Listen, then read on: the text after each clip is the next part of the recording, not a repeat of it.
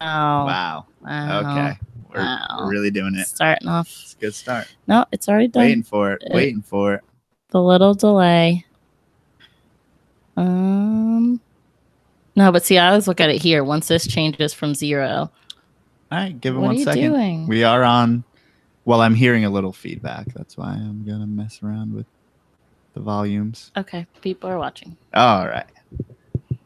Hey guys, welcome to number 74 or 75 or 70 something of From the Ground Up. And what do we have to talk about? Wow, I thought you were doing the intro. Sorry. Yeah. I kind of forgot what our intro entailed. Oh, okay. Okay. Well, you have the floor. All right, Theportcitypythons.com. You can check out the shirts. One that I'm wearing, Port City Pythons. There you go. And that supports the podcast. And then as well, we have Amazon links in the description of all of our videos and podcasts that explain, that you can click and then you can buy things on Amazon and shop as you normally would. And that gives just a little bit of a kickback to us and helps us keep on putting on the podcast. Other than that, we are hatching out a lot of babies, and it seems like things are just getting super, super busy. No. Whether it's not for you, for me. I told you this morning. It's more just like anticipation. It's like Christmas Eve every hour. We keep checking the closet and like hoping for something, And so. But then I'm like, shit, I got too many presents though at the same time. No. These presents are really taking up a lot of time. But the cool thing is each clutch is so different, Like yeah, it's cool. It was kind of the first one. We knew there was going to be Sunkist and caramel in it. Then the second one I knew was going to be all honeys. And then we got a couple surprises at the same time. So it was like, okay, I'm getting a hold of these honey things. And then we had the coral ghost, and then that's like totally different colors. So, and then next will be the email buff, which is again completely opposite. So and then there'll be another email buff clutch right after. Okay, yeah. I just like that they're all so different, and so that makes it more exciting. Keeps it different, but we did all the separating, all of the all 3 clutches are separated now. So all of our 3 clutches so far. And there will probably be some on the website. There's one honey that's pretty much ready to go, about to have a 3rd meal. And then I'd like to get 2 more in there or whatever. But that's pretty much it. So 3 meals is your normal? Yeah, 3 to 5. My shit's on. Okay. I like 5, but I can post them up at 3. And then by the time things are going anywhere, that they're shipped and everything, it'll be 5. Okay. Yeah. But enough about us. No, you didn't say what I want you to say. What do you want me to say?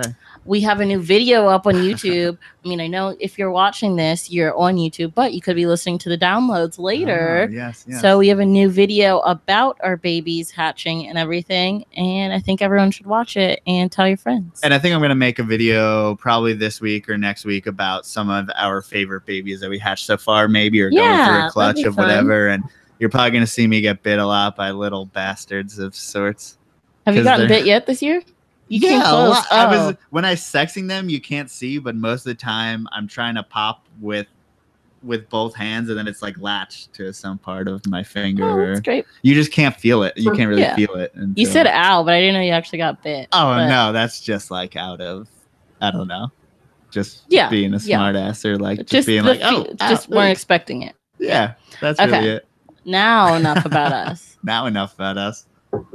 Today, our guest is Clayton Carlile of Mesozoic Reptiles.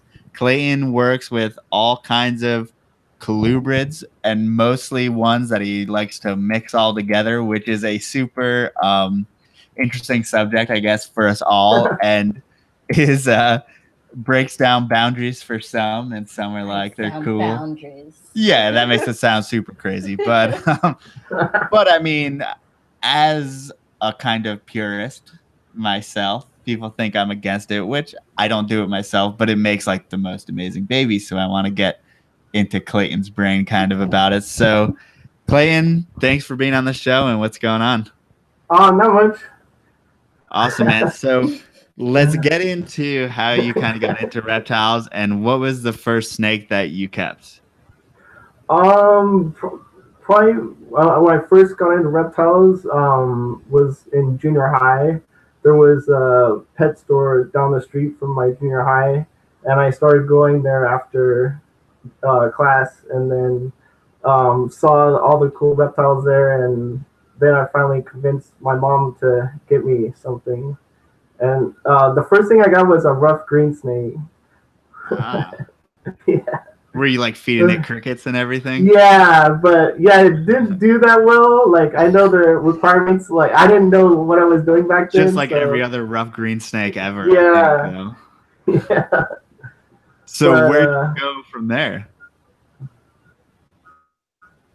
From there I kept like I had like lizards, like pink. I think I kept pink belly swifts and different stuff like fire belly toads.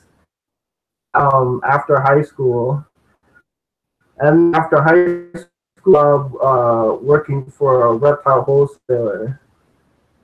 Who'd you work for? Is this someone in LA? Yeah, in Canoga Park, it was called Industrial Reptile. Interesting. So you got to see probably all types of stuff. Yeah, I had kind of like not kept anything for like a couple years, and then someone offered me a job there, and then after I didn't even know that kind of thing existed, and I was like blown away, and then I just went crazy after that. How'd you end up at native colubrids when you were at a reptile importer where you probably were seeing snakes and animals from all over the world? Well, the owner there, he was really into colubrids. Just like from North America, and he was doing hybrid stuff. So I kind of like got interested from what he had there. Mm-hmm. And how long did it take you kind of to go down that route, or how long ago was that, and then to where you are now? I started working for him in 2000. Oh wow! And then, yeah. And then, like that first year working for him, I got bearded. He also bred bearded dragons, and they were worth a lot back then in 2000. And so I got bearded dragons, and then I started keeping bearded dragons, and then I started keeping colubrids too. That first year working for him. And was the bearded dragon at the time? Was that like the cool morphs and stuff? Like, was that the hot thing at the time? Yeah, they were. Like, he was breeding them, and his place actually got broken into. Someone broke into his facility and stole all his adult bearded dragons. Whoa! It was like a week after I started working for him, and then he just had babies left, and then he had to start his whole colony over after that. Holy shit! So he didn't end up catching whoever did it or finding anyone. No, he thought it was the guy he previously worked for, because he had worked for another wholesaler, and then he left him and started his own company. And so he had told me he thought it was that guy, because they had a feud. A feud going on. So he thought he came and stole his stuff. That's some like classic snake people drama. Yeah. That's crazy. But I hope we never get into. Yeah. That shouldn't be classic. There is like somewhat with the whole reptile, like from what I've been seeing so far. Yeah.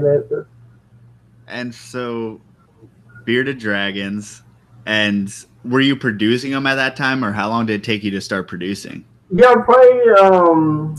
I would say I had got like yearlings, so like another year I had them, and then I started breeding them, and I actually had them for a while till just last year. I had like 175 adults that I was breeding, but this last year I got out of breeding them.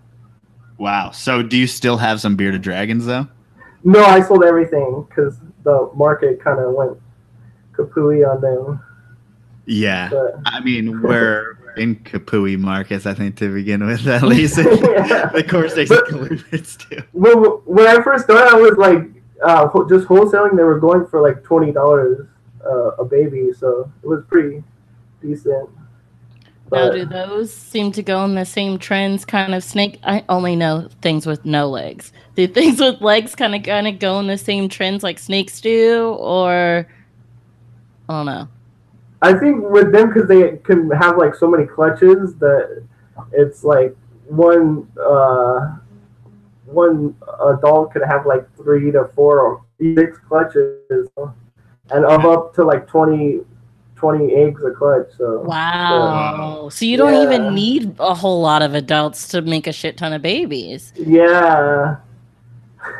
But it's basically made to where it's gonna obviously crash the market, though, right? It's gonna get saturated. The market's gonna get saturated super easy then if you can have so many babies. Yeah, I think the market is saturated now. Mm-hmm. That sucks. I've been seeing less and less things like bearded dragon and leopard geckos and stuff at shows, I feel like, recently. Like the common stuff. I agree. I feel like there's like 1 or 2. I mean, you don't even see corn snakes, I feel like, at shows anymore. Again, 1 or 2 people. We can just start calling. Do they have separate shows for like gecko? Like, is there? No, it's just all included in. I don't know. Stuff with legs has its own shows. I don't know. Believe it or not, it's a reptile show, even though I know, but it's 90% 90% snakes, even though it's a reptile show. So I thought maybe other things felt a little hurt that they would want to go do their own. Most of the shows are like ball pythons, bearded dragons, and leopard gecko. Yeah. And then just like people have wholesale stuff that they get from wholesalers. Yeah, I mean, it's kind of a like ball pythons, animals that I like, but I don't necessarily want to buy or can buy because of the person with the table. That's what sucks. Yeah, I feel like all the cool breeders that breed unique stuff, they don't even go to shows and vend anymore. Yeah, exactly. For the most part. I don't know. It seems that way. I go to the super show, the Pomona super show. There's some good breeders there, but like it's few and far between. It's not like that's crazy. That's like one of the biggest shows. That should be the best of the best. There is some good vendors there, but like there's a lot of like just balls and leopard geckos and wholesale stuff. Yeah. I mean, there's definitely nothing. I never saw anything like you keep or breed at shows. So like what, I know obviously your former boss or whatever got you into them, but I mean, what did you first get into and kind of how did you go about your projects? Because I have no idea how you think like. I have no idea how you think. No, I have no idea how like you plan your projects because it seems like you just hatch out wacky shit and like you never know the exact results. Oh, I do. I think I do. Well, I guess my old boss kind of got me. He was like kind of a mentor in a way, I guess, because he was doing hybrid stuff back when I worked for him, and he would have like cross gray band with Ruth and I, and made albino gray bands. That was back in 2000, and he had like other hybrids. So I kind of just followed his thing. I just thought hybrids were so amazing back then. And kept doing that. So yeah, I feel like that is the alterna group of people who are really crazy about their lineage and their localities. And they probably hate that. Yeah. Some probably I don't know. I remember back on King Snake the forum in the old days. Like some people were like cool with them being crossed with Ruth and I, but I'm sure there are some purists that hate that. Yeah, but at least, I mean, they're albino. You're never going to mistake them, I'm sure, for a pure gray band. And there's not an albino out there, so. Oh. Doesn't Stu Tennyson, does he have are those pure albinos or? He has leucistics. I don't think he has albinos. Oh, okay. Yeah. I think there's xanthic and leucistic. I don't think there's an albino yet. Oh, okay. But where'd you go from I mean, you have milks and kings and all that stuff that you put together. So where'd you go from there, from like the king snakes and stuff, the gray bands? Yeah, just from working for him, then I started my own collection, and then it just like grew after that, and just started keeping all different kinds of stuff and trying to mix different stuff. Is there anything you? Sorry, you go. Oh, but I do actually, like the last few years I've been doing more pure. I didn't even really do any new hybrid crosses this year and the last year too much from the previous years, because I feel like I didn't have as much time, and some of the pure like Cow King stuff is really selling good. So I've just been focusing on that more. Oh, so you are aware of, like, you'll look and be like, because there's certain things that are really hot right now, like you would never cross like an MBK with something because MBKs are all of a sudden a commodity. Yeah, like everybody's going crazy for those. Like, 2 weeks ago I posted a 2017 mail, and it sold like in like under a minute that I posted ridiculous. Everyone's asking, it's like, where can I get an MBK? Where? And it's like, there's not that many. And I just have a male that I thought was a female that I bought a male for. Yeah. And again with the we could have had a great life in the MBK world, but you know, I just think we're not meant to have female. I mean, out of the 20 plus eggs that have hatched, I think we have 3 females. I'm like 6 years behind on this project. I blew like we're just not. No one wants to. Whatever snake gods don't want us to have any females. Like I don't know what to do. But do you have breeding pairs? I just have one breeding pair, and I wanted to keep back more, like a pair back last year, but they sold so good I just decided to sell them. Yeah, that happens so much to where it's like you don't want to sell everything, but it's hard to also tell people no, or like, and then you end up selling your hold back or whatever. Yeah, someone messaged you and I'm like, oh, do you have this? And I'll buy it right now. And I'm like, oh, I do. Right. Like the money is right here. Yeah. Okay, so I was wondering if there was, is there something you wouldn't ever mix? That was my question. I probably would mix everything, but just like depending on like what I knew, like okay, like the Cow Kings right now, I feel like they're going good, and last year I actually wasted. I feel like I wasted. I bred a lava corn to a ghost Cow King, and I actually got them to lock twice, and the eggs still went bad. So I was like, oh, I could have just done the normal thing and had good babies, most likely, and not wasted her on that bad clutch. So, but at the same time, I really wish I would have hit and had the eggs from her, but that's the way it goes. No risk, no reward. Yeah, I notice a lot of people think just people that do hybrids, they think you just put the snakes together and it's like easy peasy, and but it actually takes a lot to make them hybridize. Yeah, I was wondering, is there an extra level of difficulty, especially outside of the genus, and mixing them together? Yeah. Well, if you're doing like Cow King, you have to watch them the whole time, because if you're like doing a corn or a milk or they'll eat it. Yeah, yeah. I've had that female attack the male, and I just had left her for like 5 minutes, and sure enough, she went for him. So, you have to be able to be there and pay attention for the whole time of what's going on. So, are there certain ways to kind of make sure that doesn't happen, whether it's like big male, small female, or big female, or does it matter the sex and whatnot? Yeah, I would still always be concerned, because even if like they're really well fed, I feel like, because the female that happened to, where she attacked the male, I had fed her really well, and I think she just smelled that he was different from her, and then she was like, "Oh, what are you doing?" And she attacked him and had him wrapped up. So I don't think it's like a eating thing. It's just like this a smell thing.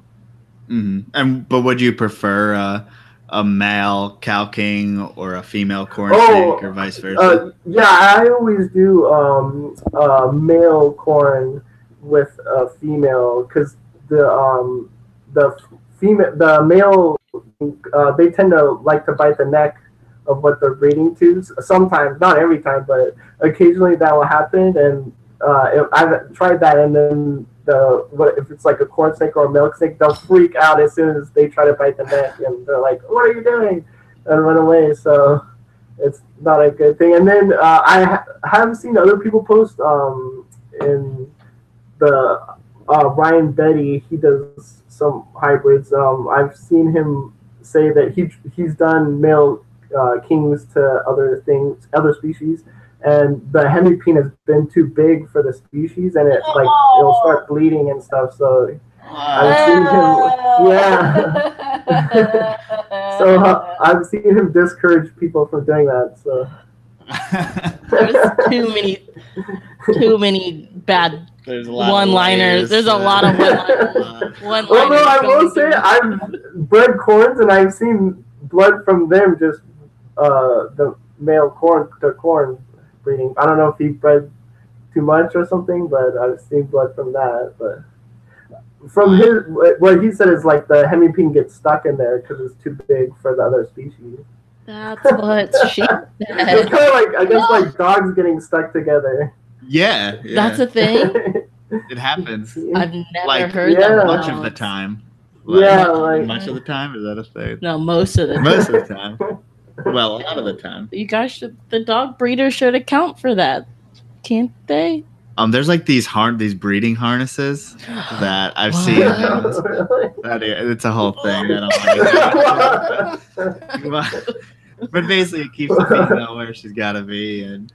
I really That's don't some like that. dog S&M. Right? Exactly. Exactly what it is. But now that we've derailed, how do you measure, or actually I want to know how fertile those crosses are, or how many generations you can go, and kind of how that works?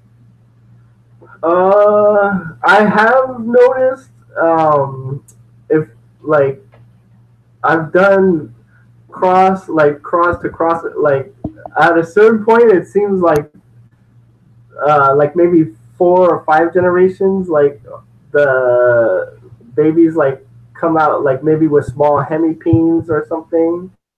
So there is like a thing of keep doing different cross to different cross, like maybe 4. I don't know if it was just that with that specific species, the crossing all the way over there, but for the ones I have, like jungle corns, I've just done to like F2, and the Imperial Hondurans, I've done to F2, and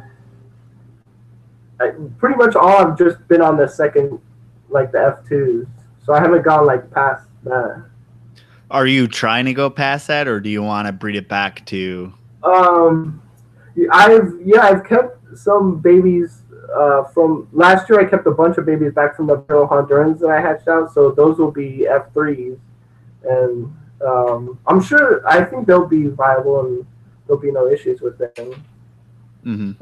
And those Imperials, is that a Pueblan to a Honduran? I don't know anything about the name. The Imperials are a Pueblan cross to a banana cow king, but they're actually like the Pueblan cross to banana cow king, but then the original 50-50 is crossed back to Pueblan, so they're actually, the Imperials are 75% Pueblan, 25% banana cow king. Wow. Okay. How do you and do you know, like I've seen obviously ones that you've posted up where it really whacks out the pattern, especially in those hybrids in particular. Is there any look that you're going for, any look that you expect for them, and are they just all over the place when they hatch out? Yeah, with the Imperials, I feel like they're either kind of mostly banded, and then have a stripe pattern. And I think that goes back to the banana cow king getting the Newport gene, and that like half are either banded or half are kind of stripe, have a stripe pattern. Mm-hmm. So, and I think that's like a dominant thing with them from the cow king. And then let's talk a little bit about jungle corns.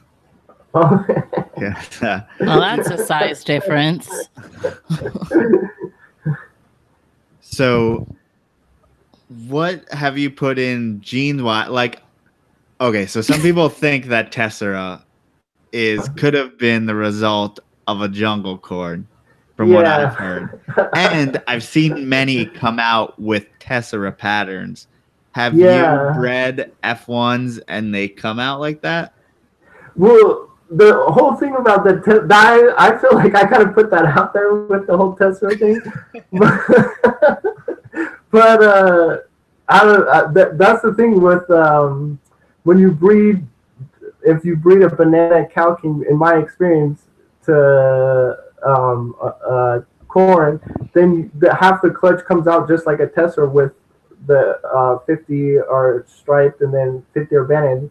And so if they bred, in my opinion, if they bred that back to corn and made a super jungle, and then even after that bred a super jungle to another corn, I think it would still be a dominant gene, the stripe pattern. And I don't know. I don't think there's any way to say. I've gotten in a few arguments on Facebook about it, but you can. I don't know. I don't have to get like. It doesn't matter to me either way, but I was just throwing that theory out there for everybody, and a lot of people got pissed off about it. Yeah, because it matters to me because I have a lot of Tessera. People we have Tessera in like everything. Yeah, Tesseras are awesome. I know, but if they're banana cow kings, then we can't say our things are pure corns. Yeah, I mean, there's no way to say it because the whole story of the guy KJ buying him off King Snake, like, who's to say? I mean, they could be pure corns. Yeah, that's the whole original story, is that he bought those off kingsnake.com and then bred them, and they came out that way. And then they've only been bred to corn since, so they look more and more like corns. So, yeah, like the percentage-wise of like you being able to say they're not high, they would totally look like pure corns to me. But that's just a theory. I don't know. They could be pure corns. I don't know. Don Soderbergh says, like, compares the those Asian, what are the one snakes to them. I forgot which they are, but I don't know. I don't think they come out the same way. But you see something similar, like in the silverleaf and the Slowinski's corns, or what do they call Kostachy corns to most people? So I think it's possible. They have some striped ones in there? They have like a Tessera-like pattern. Oh, really? Oh, yeah. Yeah, it is possible. And it's in another rat snake, so it's like... Yeah. But the fact that I didn't know that the original animal came off of King Snake. King Snake, yeah. It's called King Snake. God damn it, we're fucked. Kingsnake.com. Yeah. There you go. But then after being bred so many times, like I feel like... Yeah, you could probably, even if it was a hybrid to start with, you could just say it is. To Clayton, it's fine. Doesn't care. Yeah. But, and I see you've produced some like albinos and stuff, right? Albino jungles. Yeah, I actually produced diffused jungles, and I produced an opal jungle corn. Whoa! And I have lavender jungle corns. I'm trying to get them to breed this year, but I don't know. I don't think the female might not be wanting to do it this year. So you're really taking mutations from both, from king snakes and corns. Yeah. And yeah, I mean, that's the thing. I thought the lava gene mixed with the ghost cow king. I thought like that gray and on that brown. That if I hit like the the double homo of that. Oh, that would have looked like so crazy, like a totally gray snake. It was So, like in my. so since you slugged out this year, how many times do you try with these hybrids before you're like, let me give up? Either and are you like, is it the male or the female, or Yeah. are they fertile at all? Yeah, I thought it was the males. I know there's actually with the ghost cow kings, they're known to have sort of a fertility issue, but this year I was like, oh, screw it, I'm not gonna risk it, so I just bred her to the ghost back to cow king, so I didn't even want to risk it. Gotcha. I'd like to say correction. Someone called you out on your pronunciation of Kasachi. It's Kasachi. Yeah. Kasachi, not Kastachi. Sorry, man. Can't say those. Yeah, well, I it's didn't not know even they had. word, so it's a Slowinski's corn. It's not. Kasachi's just where someone found them, and then we decided in the hobby to start calling them that. That's bullshit. Oh, you don't want to take you like the Slowinski? Do you owe something to Slowinski? Yes. Yes. You need his name to be on it. Disrespect. So anyway. Okay, sorry. Didn't mean to push a button there. Man. I'm half kidding, but half serious, just so you all know.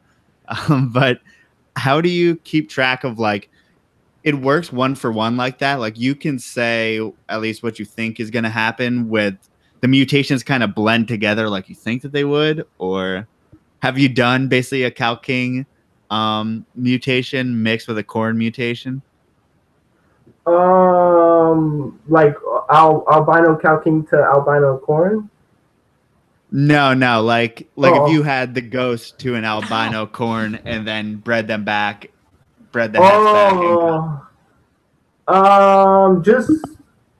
The only thing I've done, I bred a lavender corn to a banana cow king, and then bred the F1s back and got lavender F2s, jungle corn. And then same with the diffused, and the lavenders were actually het albino. I don't know I guess the cow king might have been het albino too, because the albino cow king and the corn snake, the albino gene is allelic to each other. Same with one of the hypo genes in cow king is allelic, but I don't know because there's like 5 different type genes in cow king. I'm thinking it's the Corwin hypo, but. So that's crazy. I didn't know that they would interact like that. Yeah. So if you do if you basically do an albino cow king to an albino corn snake, you're gonna get a bunch of albinos. Yeah, and the F1, they'll be all albino. Shit, that's some mad science. That just goes shows they're not like too far separate.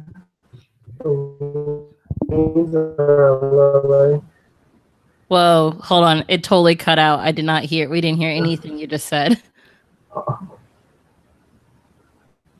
Hello? Can you hear us? Hello? Oh, okay. We didn't hear anything you just said before. I was just saying they must not be too far separated from each other if the albino gene is compatible with each other.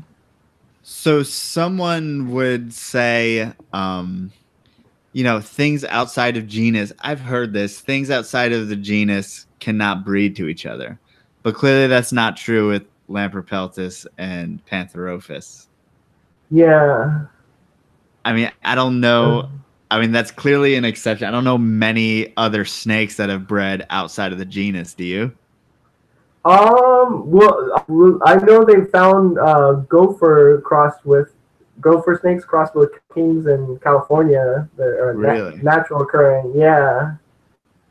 And I'm read on king snake that old Frank Reeds, or I don't know if I'm pronouncing his last name right, but he said he would see rattlesnake crosses but I guess that's I don't know. I forget if they were in the same species, but he said he would see rattlesnake crosses all the time. Mm-hmm. I think I saw someone post up a bull and black rat snake hybrid or something. Natural occurring? No. They said that they went to go clean it and forgot it overnight, apparently, and made these things. I don't. It was on Colubrid Classified, I think. Oh. It kind of had darker characteristics than like a regular bull snake, but it was still looked like keeled scaled. But it was very weird. It was not. Probably the F2s would look more crazy. Would you put more black rat in it or put more bull snake in it? I don't know. One thing I do like is I don't know if you've seen the calico black rats. I think those would be cool to cross into stuff, but because they have that weird mixed aberrant pattern. But those, I don't think too many people have those, so it might be better just to breed them.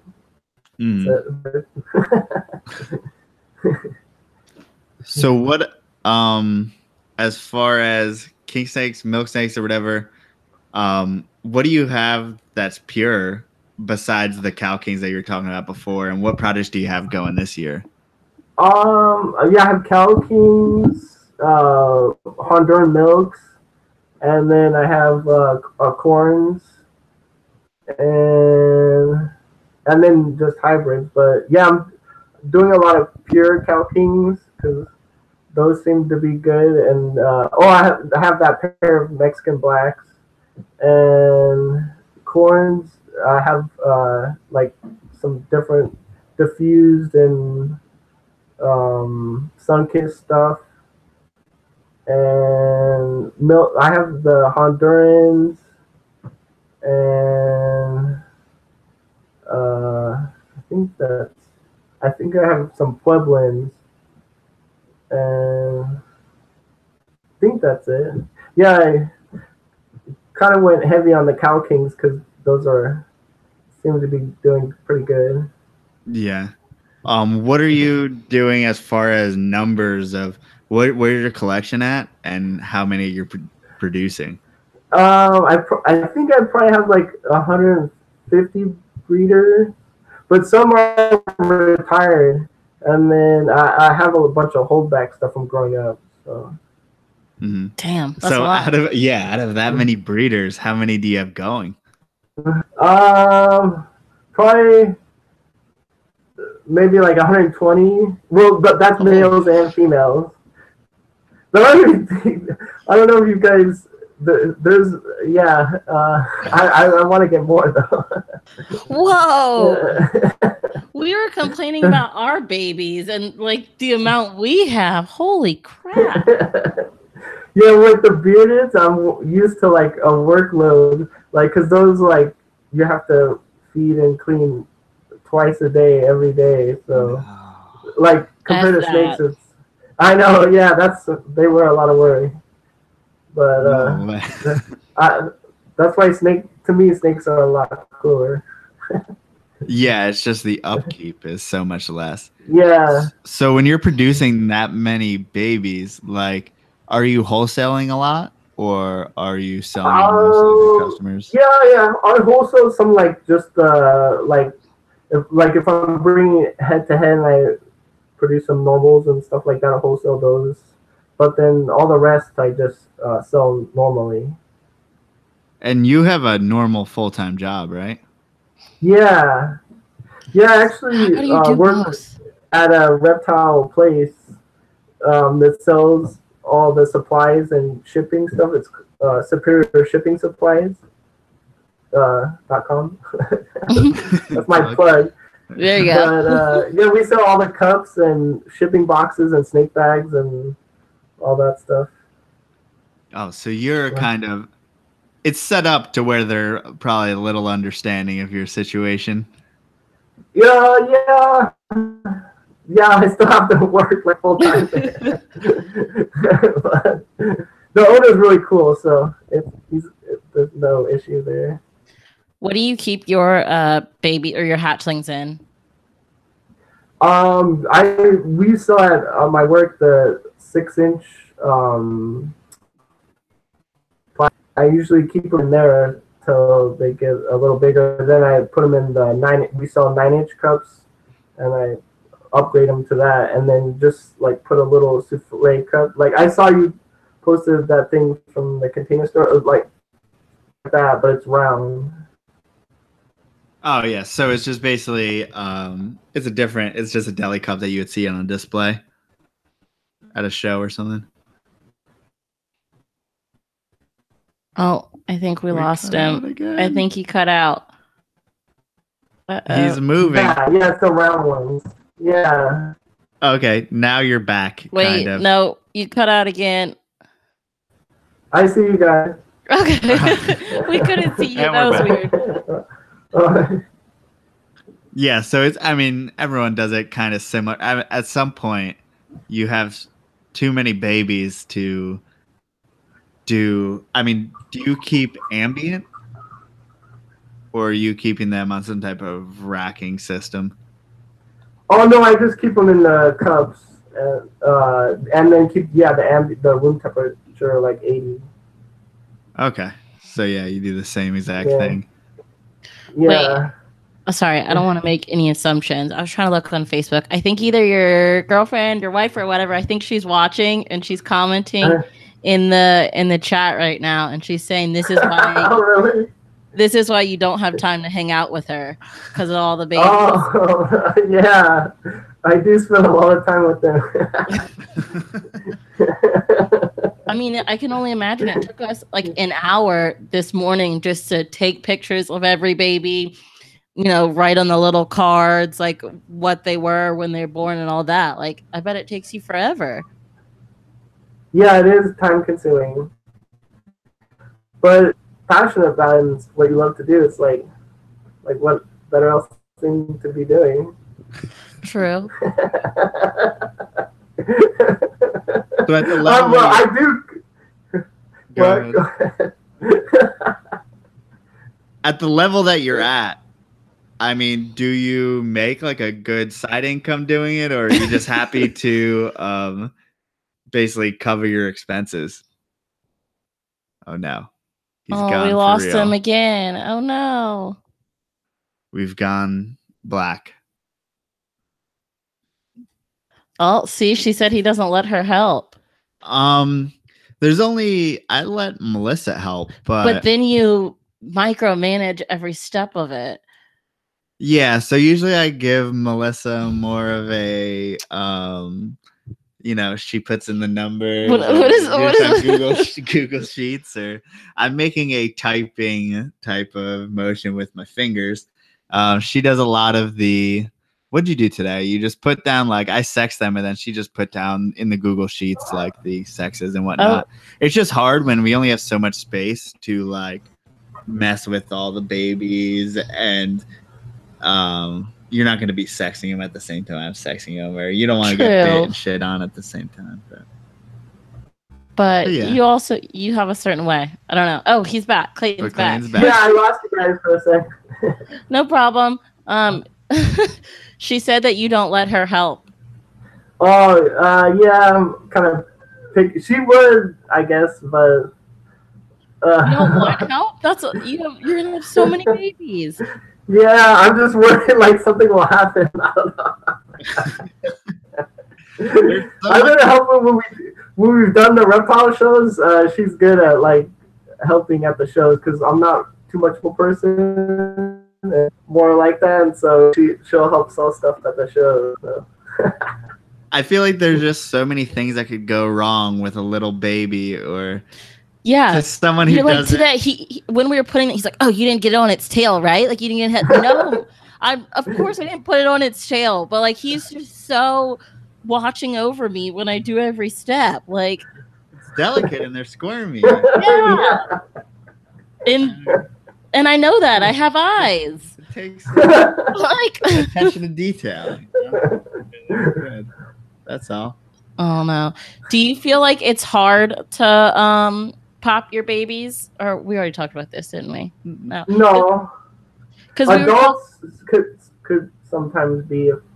I feel like sometimes they don't want to be popped. It's weird because I've tried sometimes with adults and then the male won't pop, but then another day he will.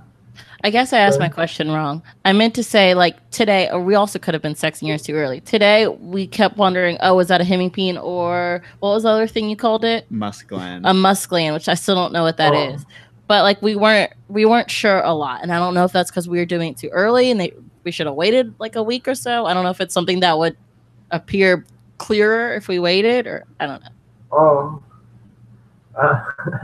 Guess he doesn't have that I think with babies, they're a lot easier than adults, so the males would pop pretty easily.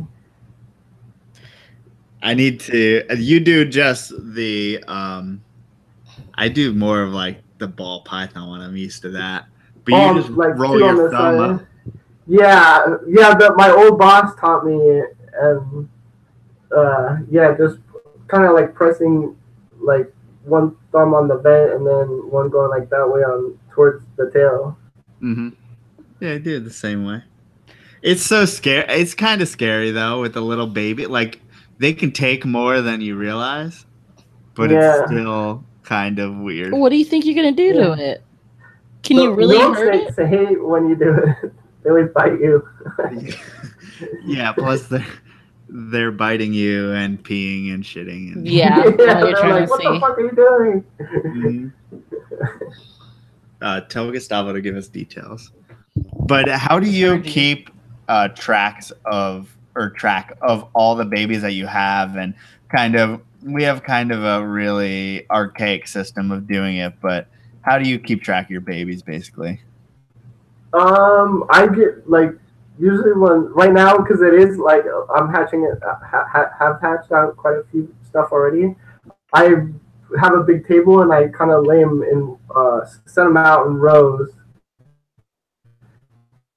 and then I just by the rows they're in. Oh, so you just clutches basically together in rows? Yeah, in the cups, in the 6-inch cups on the table. Do you keep cards or anything like that? On the tubs in the snake room, but so you don't do it for babies? Yeah, I will. What is what? Like from them hatching and like. Yeah, I remember everything. See, I have done that, especially with feeding. I've always been like, yeah, whatever. I just feed. This is when it happens, and I remember who fed, who didn't. But I started losing track very recently. Yeah, well, that's when it could get messy if you're feeding and then you don't put it in the same thing, and like things get mixed up. And just remembering for like when we're ready to post it, like, oh, did this one eat the first time or the second time? Like remembering that, like how many times they've eaten. All that stuff down. Right. Like I'll write on their container if they're like not eating or whatever on the lid. Gotcha. A little sidetrack. Our friend Gustavo has a Ghost Brooks albino. Wait, I can't talk. He had a Ghost Brooks to albino Cal King female, and he was asking, what would you recommend as a mate? Oh, it is a Ghost Cal King cross already? Yeah. Oh, Ghost Cal. Maybe if it's I don't know if it's a male or a female. Female. Oh, it's a female. Maybe I would breed a corn snake to it. You're a psycho. Well, if that's what you want to do. I saw that thing. It's Brooks King. He's gonna eat that thing. Yeah, he's gotta make sure it's well fed, and then the corn has to be tricked to wanting to. He's gotta have another female corn to get the male. Wait. How does that work? That's how I do stuff. I use it if I'm gonna do corn cross with king. I'll put the male corn with the female corn, and then he'll get it like start trying to copulate with her, and then I'll usually put the female king in the same tub as them, and then if he's really trying to breed with the female corn, I'll switch him over onto the back of the female king. Wow. And then Brandon said usually not right away he will go for it. Like it takes patience to get him Whoa. But you're like get really them to- facilitating. Like you're You're on physically- a hard assist on that one. Yeah. But yeah, you have to have patience if you want to do that. Yeah, because usually it doesn't happen right away. So I know a lot of people think hybrids are like super easy and people just throw shit together and it happens. But to me, that's not the case. If you want to do cool stuff, in my opinion. That's crazy. I had no idea that that's what you had to do. So, do you accidentally breed corns a bunch of the time? Like, yeah, if you can't separate them fast enough, or usually I'm watching like because he does the like going like that on her back, like switching sides, and then I'm like, oh, he's ready, and then put him over, and then the hard thing is too, the female king has to be ready to accept him too at that time. So it's like that's why it's like it's a risk. Dating, and they have to be super ready. yeah, it seems like a lot of timing. Yeah, it is. It's time consuming. That's plus. That's why I feel like I didn't do much the past 2 years because I got married and hanging out with my wife more. So I don't have all that free time to like just mess around with the snakes so much. Literally mess around with them. That's so do you have to, because you obviously have enough pairs to where there's a lot going on at the same time, so you have to do that one by one, trick the corn, put them in the cage. You're doing this at multiple pairs at a time, or you like? Oh no! If I do, there will be just one day do this, and then another day do that or whatever. And then I could imagine it makes it harder for you to know what's going on. Because for me, if I put my male with my female, like, oh, okay, it's just not time yet, or it's too early. If you're doing that, you're like, maybe I didn't do it right. Maybe it's too early. Maybe it's there's so many more factors. I feel like there's so many more factors. Yeah, definitely. That's why the lava to that ghost cow king, I locked them. I saw them locked twice, and I was like, oh, for sure, there's a for sure thing, and then no. Do you think it's harder, maybe even for the corn to fertilize the kings? I maybe with certain genes of corn, like I don't know, yeah. And with the ghost cow king, I know they're known for having not the greatest fertility rate. I guess that's like an ongoing thing with breeding it to a corn, you may not have great chances. Yeah, I thought it might have been good, but this is exciting. I don't know. Hybrids are exciting. Like I think it's as far as like keeping track of everything with like technology and taking pictures with your phone, I feel like you could have a good record because you'll take a picture and then it's right there. You can remember and have a good like information of what you did and everything.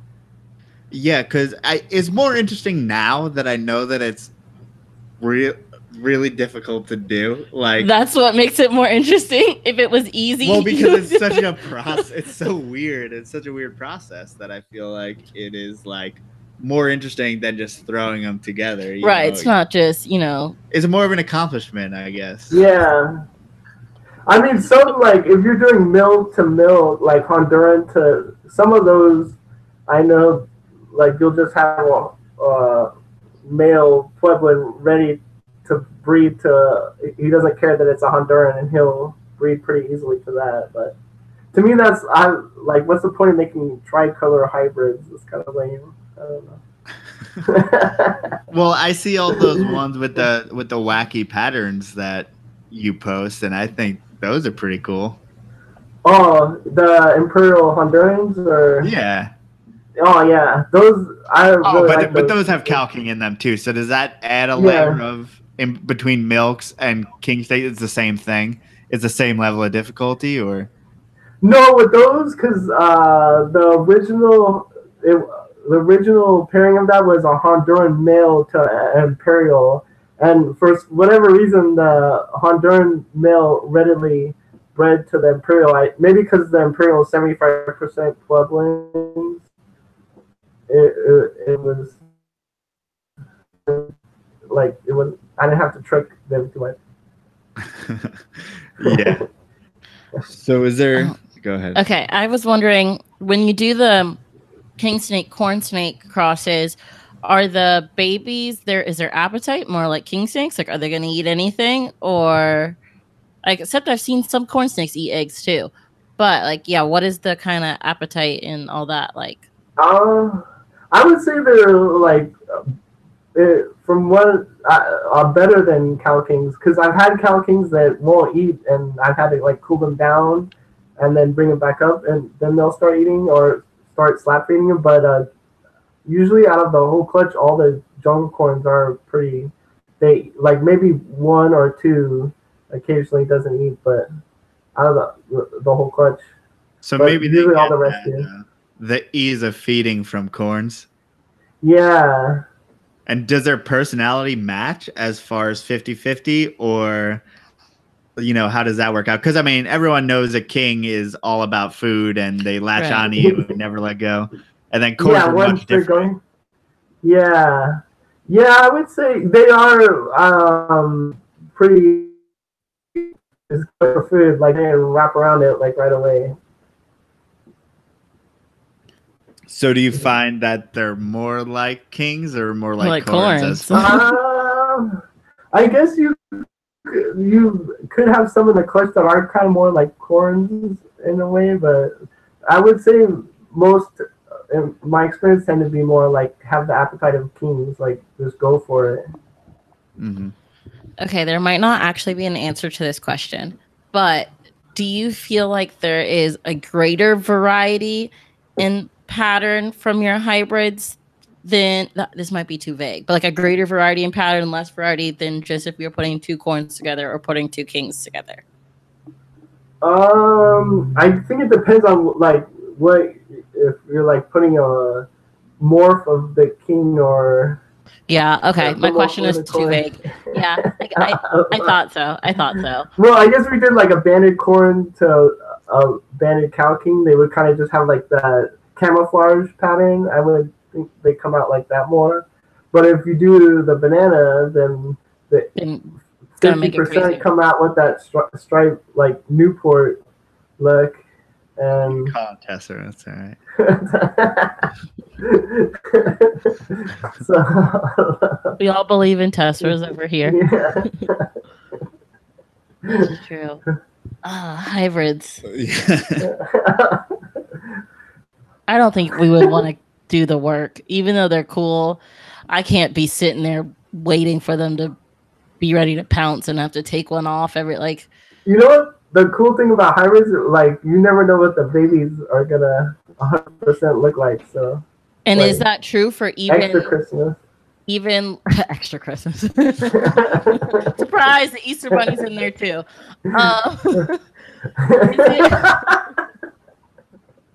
Is it even like generation after generation? Like is it you expect the same when I don't know how to form my question. Like when you put the same two things together, are you going to expect the same every year? Does that make sense?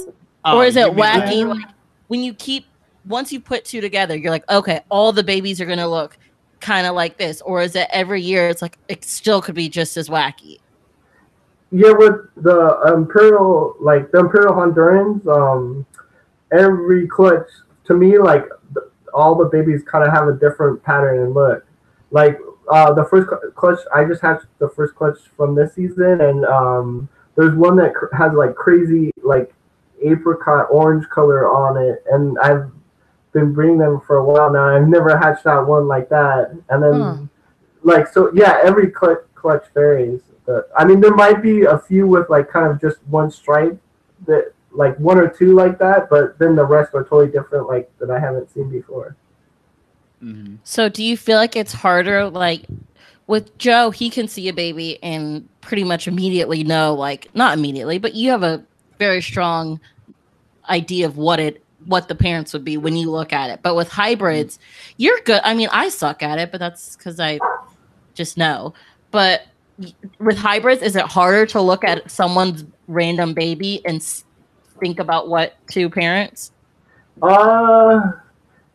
Well, I could make a guess, but unless, yeah, you know for sure what it is. I feel like since they're so crazy and wacky, it'd be harder to know. Well, I think that's the argument against hybrids is that you can say you don't know what this is coming from, and someone's making an assumption if they buy it off a Craigslist or King Snake, and it looks like a fucking tessera corn. Yeah, that's the buyer, because we know, and we knew this because we see stuff on Craigslist, and like we saw this Florida corn, and like clearly it's something cool, it like maybe an ultramel or something, but we're like, oh, we should probably at least check that out. That same thing could happen on a larger scale. With hybrids. Yeah, because like most people don't necessarily know what the hell's going, especially with colubrids. It seems like the lower level snakes. I mean, a snake someone just picked up for $20 at a show, and then they forget what it is. Oh yeah, that is bad if people don't keep track of what it is. Yeah, and it happens all the time, like especially with. And they're just like, "Oh, the guy told me it was this," and so I was just, but they misheard it a little bit, or like I don't know. Yeah. I was like, how can you be into this animal this much and not like know what it is? I always find that like people like I just got this. What is this? Like, why don't you ask who you bought it from? What it was? Like, why did you buy it? Like I just bought this. What is that? I don't get that. Yeah, I would fully want to ask everything about it and find all the details out. I don't know. Definitely with hybrids, I would want to know a lot more than just with the corn with the hybrid. I feel. So do you vend shows? I used to do the Pomona show. I haven't done it the past. After I sold. I used to do it mostly for the bearded dragons, but now the snakes just sell as good online. So to me, it's not worth going to spend my week in there so much. I think there's a weird place that we're in as colubrid people. It's like, for some reason, the snakes are really cheap, but the snakes sell pretty well. And like you don't have any trouble selling them, but it's also not worth it to go to a show. So I feel like it's just underrepresented at shows, but it's also very in demand. So it's kind of a weird, like, how can we make it? It's a weird paradox. Yeah. So it's like, because I want them to be at shows, but I'm probably not going to do a show, because why the hell would I do a show? Because I want to do a show. Stuff there. I want to do it. You guys would probably have fun because you guys have like a following and people would show up just to hang out with you guys and stuff. And we like drink beer. I'm sure you guys would probably sell good. Come on. Well, that's why I don't. Because then it takes away your whole weekend. It's like, oh, I don't know. Well, maybe because I've done like quite a few, so that I'm like, oh, I don't know. Yeah, I think that's a certain time. After a certain amount of time, it seems like everyone hits that point where they're like, no more shows. Stu Tennyson still does it. Stu is up there, and he still does it. So. I saw he still does it. Yeah, he's still at every NARBC. And Lone Star is our shitty local show, and he's there every single time. Man. But I mean, there's also the point to where if you want to be out there and be social with other people, like if you don't want to if you don't like talking to like 50 random people asking you stupid questions over and over again. That's me. Yeah. Oh my god. At the shows, like I'm like because people walk up and be like, what kind of snake is this? And I'm like, oh my god. Oh, true. Especially with hybrids, you probably get all the people like, what? Like, yeah. But then you get the cute little kids that are like, I want my first snake. And it's just that's cool. Seeing their passion for it, that's cool. I really dig that. Or like you can convert people. To hybrid lovers. I don't know. I bet you most people are just like on sight of your animals are just like, that's awesome looking. I'm sure that's the first reaction. Yeah. I mean, it doesn't really matter what's in it. They're just like, that is cool. Yeah. When I did the shows, people would be like, whoa, that thing is crazy looking. Because a lot of them just don't follow the rules of regular patterns and stuff and colors of natural snakes. Yeah, I feel like, well, at least for the promoter show out here, the majority of people, I don't feel like they're like hardcore in the reptiles. They're like maybe just bringing their kids for something to do, and they're just like checking stuff out and seeing different things. So. It's gotten so big that it's more than just reptile people. Yeah, the last one I did, the guy that throws it, he said that was the hugest attendance they've ever had for a reptile show, and across the whole country. I don't know. Yeah. And it's like places like it seems like there's a reptile show everywhere, every single weekend. Oh, duh. Yeah. It's like why even have a pet store when you can go to these reptile shows every single week? Yeah, that is kind of messed up for the reptile store. Yeah, like we have local. I don't feel bad for them. I think they're doing just fine. I think DFW. What's one of your local? Well, we have a good one. It's called DFW Reptarium, and DFW. Oh. they're doing pretty good. I don't and feel down bad. there in LA, you have like prehistoric pets. Yeah, Jay from Prehistoric Pets. Yeah, again, he's doing pretty well. Like I don't think the there's show. There's a lot of pet stores in California. Yeah, and I feel like I should know the names of more of them, but all I can think of is Prehistoric Pets right now. He's probably like one of the biggest because he has like that reptile zoo thing where you walk in and checking it out. But do you feel like the smaller ones are still doing okay despite the shows? Yeah, we sell to a lot of pet stores all across the country. And, well, I'm sure the ones that survive are kind of the ones that are hybrids. As far as they're buying shipping materials from you for a reason, they're probably selling online as well, right? Yeah, yeah. So it's like it's expanding. Oh, you mean my snakes? No. I mean like shipping materials and stuff. Oh yeah. And like cups and snake bags and all that stuff. Yeah. Yeah. So I feel like it's just like you had to evolve just like any other business at this point. Yeah, I mean, just go with the times. There's going to be continued. There's going to continue to be shows, but they're still making their money. And I don't know. I still just last week we had one of my friends message us and she was like, something's wrong with my snake. Like we got it from a pet store, a local pet store. And I was like, okay, what is it? What type of snake is it? And she's like, what does she call it? Louisiana king snake. And I was like, number one, that doesn't exist. Like, I don't know much about snakes, but I can tell you Louisiana king snake doesn't exist. And she's like, but we got it from like a good pet store, like not like Petco. I'm like, see, like I don't feel bad for these pet stores that do shit like that. This is Louisiana, where what do you rules mean? are not.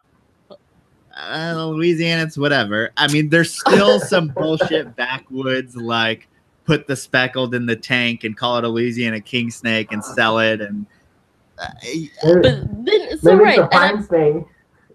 It was a speckled. Oh, if it was a pine snake, we would have just driven over there. And that but it was. I think that still exists. That there's good ones and bad ones, but I think the good ones in the big like metro areas that we have, like in LA or in Dallas or. Yeah, because LA and Dallas are the same city, same size city, you know. No. But I mean, I think it's almost weird that California, I mean, has always had a really big reptile scene. But the fact is that you guys have land is so expensive and places are so expensive. I don't know how you guys keep up with it. It is so expensive to live here. Right? I feel like y'all should be allowed to charge more for your snakes. Like just because because it's like obviously jobs. If you work out there, I'm assuming you get paid more because price of or cost of living, but you're not allowed to charge anymore for your snakes. Like you still gotta charge what we who pay much less. Yeah. That's why I feel for someone like Jay who has such a big place in LA. Where it's like you need to make so much money just to cover your rent. Yeah, I thought of a few other people like Triple L Reptiles out here, and they're like in San Diego, and Amazon Reptile Center. I think they're in like Chino or something, but they're pretty big too. Well, Triple L is really big. Yeah, I mean we all know them. But do you have obviously the room behind you looks empty. Is it your snake room or is it? Actually, it was my wife's makeup room. Whoa! How did she convince you to give her a makeup room? Well, I shipped some snakes in here, but how well that would go. So well, it's like her room. Well, like she has her stuff and does makeup. That's awesome. Yeah. So do you keep the snakes? Where do you keep the snakes though? I keep them in our garage. Okay. Yeah. Do you have trouble during the summers? I mean, it getting too hot, and then the winters. I guess it doesn't get that cold, and you're brumating. But yeah, the summer, yeah, I do. I have to run an air conditioner, and then I have it insulated. But like when it gets like 100 and something, yeah, I definitely have to run the air conditioner. But that keeps it usually cool enough. And then the winters, like it never like gets super cold here. Like maybe we'll have one day it gets 30, but that's unusual. So I just I open the garage door and leave it open for brumation. That makes sense. So you're not worried. I guess there's a couple camps, and it seems like some people are like, you keep it at 55 and 55 always, or else your snakes are gonna get sick. That's a given. But other people, like myself, and it seems like you, let it fucking swing and don't give a shit. Nature's not like that, like 55 only. That's the way I think. Like nature goes like whatever, it travels all over the place. So yeah. So what kind of swing do you see? And then what? I guess let's go. When do you put them down in brumation? And then also, what are kind of the temperatures during that time? Usually, in November, it's like the middle of November, it starts to drop like into the 50s at night, and then I usually close the door during the day, and because I insulated the garage, so it keeps the cold air in there, and then I open it back up at nighttime, and then because it does like warm up to like maybe 60 or some. Every once in a while, it spikes to like 70 during winter here. Sometimes it's weird. Sometimes even like have like a few days where it goes to 80. But I just keep the garage door shut then, and then I could even turn on the air conditioner, and then I'll open it back up when it cools down. So what are you shooting though for the 50 somewhere? I feel like California could get like whatever if it goes into the 40s. I feel like they wouldn't have an issue with it in the 40s, like mid 40s or whatever. Because it really, I don't. The last time it probably dropped in the 30s was like maybe like 5 years ago or something. It rarely gets that cold here. I mean, it rarely in Dallas it doesn't get that cold, but it decided to be. I would disagree with that strongly. That's so crazy. The day you guys blew a fuse, it got like the coldest day. Yeah, the worst day.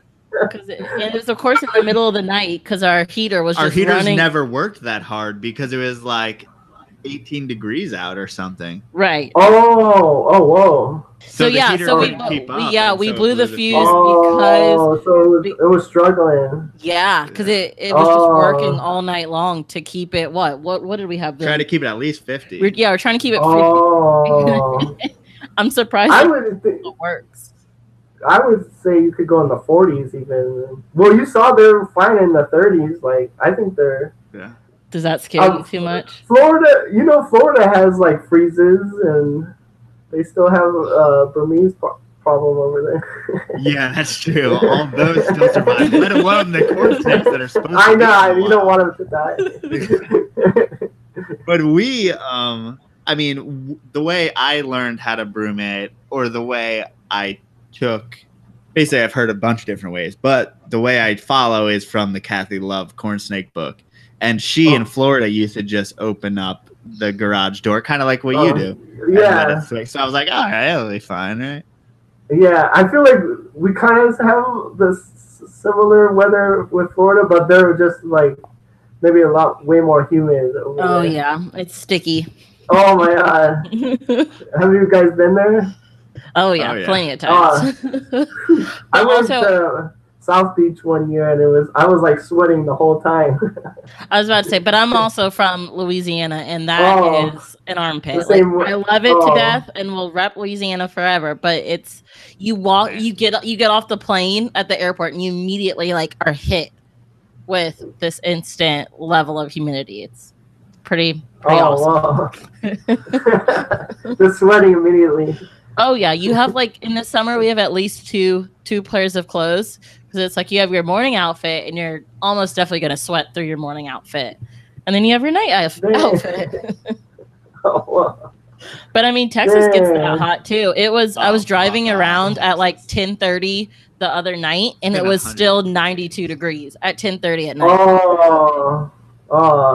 We get real hot. Well, that's why during this year, I have trouble keeping the room at 80. Like it gets to 85 usually come about 4 or 5 o'clock, and I try to open the door and kind of keep it around 80 degrees. But have you seen any negative effects from maybe your hotter days and it getting hotter? Just you mean like in the garage? Yeah. So like if the garage got like just if like I try to feed or something, then like maybe I'll get a regurg or something, and I'll be like, I'll wait till now. I know, like I'll wait till it cools down a little because it's too warm or something. Are you you also, I guess, incubating quotations in your garage as well? No, actually, I've had incubators for the bearded dragon eggs, and before when I had the bearded dragons, I would just put the eggs in a room downstairs and then the snake eggs and just do it like that naturally. But this year, since I don't have the bearded anymore, I put the eggs in the incubators. And that's actually was a good thing I had them because it was actually cooler this year leading up to like just right now, June, it's starting to warm up here barely. It hasn't been as warm as it usually is. Really? So what did you set the incubator to? 81. Okay. Yeah. And are you see like 60 days hatch or? Yeah, like 60, 62 or 3. Yeah. Yeah. And then do you feel like there's an issue? I mean, all the times that you were doing it not in an incubator, did you feel like there was an issue when temperatures swung up and down? No, because I kept them in the room, and it kind of kept. Well, it did change the temperature a little bit, but yeah, I didn't really see an issue with that. Just maybe took a little longer than 60 days. Yeah. Well, we had you guys. We had 96 days. Yeah, I know, that's crazy. You think like I would start to think like, oh, maybe they're dead in there. Let's cut one open. Well, we cut one open. Didn't I cut them? Yeah. Or I cut some. I cut because only some pipped, came maybe. out. Only some came out. I had to cut a couple. After they start pipping. Yeah. Only a couple pipped, and then but it was like 3 days or something after the first one's pipped. I'm like, everything. What's gonna happen with these other? I mean, it was the longest. They were big babies though. Dang, that is crazy. 96 days. That's like the record is. Crebo or something. Yeah, it's like I think Crebos take like 100 or 120 days to hatch. That's so crazy. There's just too much room for error when you're talking about like 100 days of. I mean, it's one thing when it's corn snakes. But, yeah, but still, so much shit can happen like in 100 days. Like us moving. Yeah, but how do you incubate? What kind of what would you call that? I don't know. You see that? I don't know. I just saw your fingers moving like you're touching balls. So that's just what kind of container?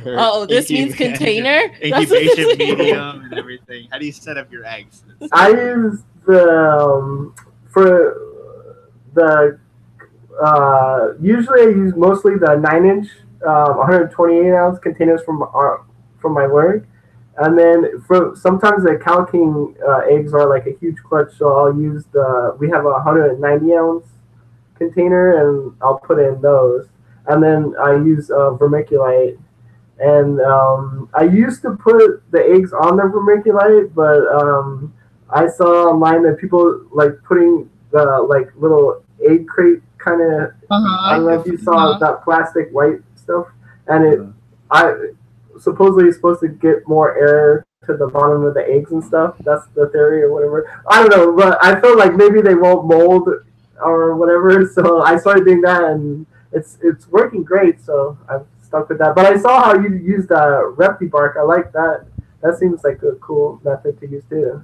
I think it all works. I mean, when you're talking corn snakes, or I think it all works to an extent. I mean, back in the day, it's just moss or vermiculite or perlite or you know. Also, if we want to go back to, oh, sorry, you go. Oh no, whatever works for everybody. That's the method I would use.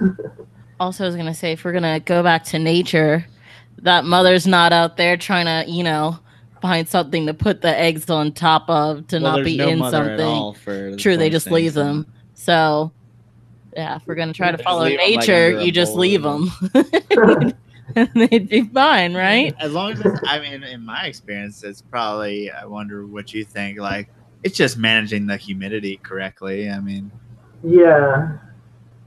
I mean, the eggs tell you when they're too dry by dimpling or too wet. Yeah. I mean, if water's dripping on them. Yeah, sometimes if I notice the eggs like starting to look like it's dimpling in, I'll put a little souffle cup full of water in the container, and to try to help it be more humid, and plus letting the vermiculite. Yeah, I mean, it's scary when you're like adding water. I mean, I try to like add water to the corner of it to not hit. Oh yeah, if they're touching the actual on the bedding, yeah, that's why that's why I kind of think like putting it on that thing is the light diffuser. Yeah. But, I mean, I know you could. I know I've seen Python people do like just freestanding water under that. Oh yeah, I haven't seen that. Which just seems it seems a little overkill for what we do, but I guess it works. So yeah. And then I guess we talked about baby setups. I have a question, but if you have a trajectory that you're going on. No. Okay, so for as far as pricing for hybrids, like, you know, do you lean more towards what the king snake's price is going for, or what the corn snake's price, or do you just kind of split the difference? Like, how do you decide that? I kind of just price them on how they look, and then one good thing about me doing hybrids is there seems to be not a lot of other people doing them, so I can kind of dictate the price. Puppet master.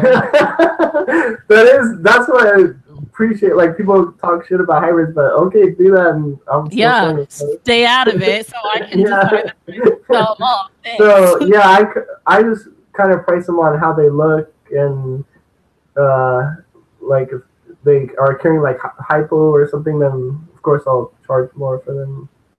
But yeah, I pretty much just go off their look and what I've been charging for them. Yeah, because it's pretty easy for, like, I can go off other people. Right, he doesn't have the other. Yeah, that's what I do for corns too. I just try to look what other people are doing, and then. Like, I know who the most expensive guy is, and I know the guy who sells them for the least, and then I go somewhere in the middle. That's how I do it. Or you can look like at the classifieds, and if you don't see it there. But. Yeah, or it's like, how much do I want to keep this? And sometimes it gets higher. Wow, you that's it. So that's what I say. I do that too. If I want to keep it, I'll be like, I'll put it at this price. If it doesn't sell, okay, I'm keeping it.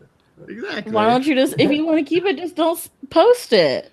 Well, it's like, maybe I shouldn't keep it. Maybe I should. We'll let nature decide. We'll let. And now everyone knows you're doing that. They're gonna try to haggle you down. Well, I'm not gonna get haggled because I'll keep it. That's the whole point. So you just want to keep it by default, like You don't want to keep it because you. No one's willing to pay for it. Not saying I do that for everything. Just things that I really Just like. things that you really like. Yeah. Or things that you want me to sell, but I don't want to sell. Yeah, you don't want to sell anything. You like want to keep back 90% of the collection. Like, no, these are money makers. Just don't think about the future. That's it. I think about the present, how I like money. Wow. You know what's a good thing to do is hold stuff till when everybody doesn't have stuff available, and then so tax time. Yeah, but like April when everybody's breeding their stuff and nobody has anything available, like posting stuff then. That's so true. I've heard someone did that. Someone we interviewed talked about doing that. I don't remember who, but yeah, then everyone comes to them when they are And it's like, and especially for corn snakes, I feel like, and a few different colubrids and things like carpet pythons, but they start out the ugliest they're ever going to be and then brighten up. Oh, so yeah, definitely. True, that's hard. So it's like, because I saw that you posted up one of your honeys and I looked at your site and then I was like, damn, because I have to post up my honeys and their babies, but it looks like yours has some age on them. So it's like bright and nice looking. And then I'm like, I got these drab babies. Oh, yeah, that's the one I sold not too long ago. Yeah, but it's like you get that extra time on it, and it looks good. Yeah, that is a bonus. Yeah. Yeah. Your wife said you want to keep everything too. Yeah, that is true. So you gotta get rid of them. I know. Well, it's hard. That's how you end up with 100 Steve Royal Lance has like 600 breeders. God. Yeah. You saw when he just had that like giant like tractor trailer filled with adults that he bought from somebody, like bought someone's collection. Yeah. Oh yeah, I did see that. And everyone was just like, what is going on? Yeah. And then he was like posting on like Facebook like 2 weeks later looking for babies. I was what like, the fuck? You're not okay with what you have? Damn. He's got a shoe in there. That's crazy. So do you have a certain amount that you try to hold back, or does it depend on the project?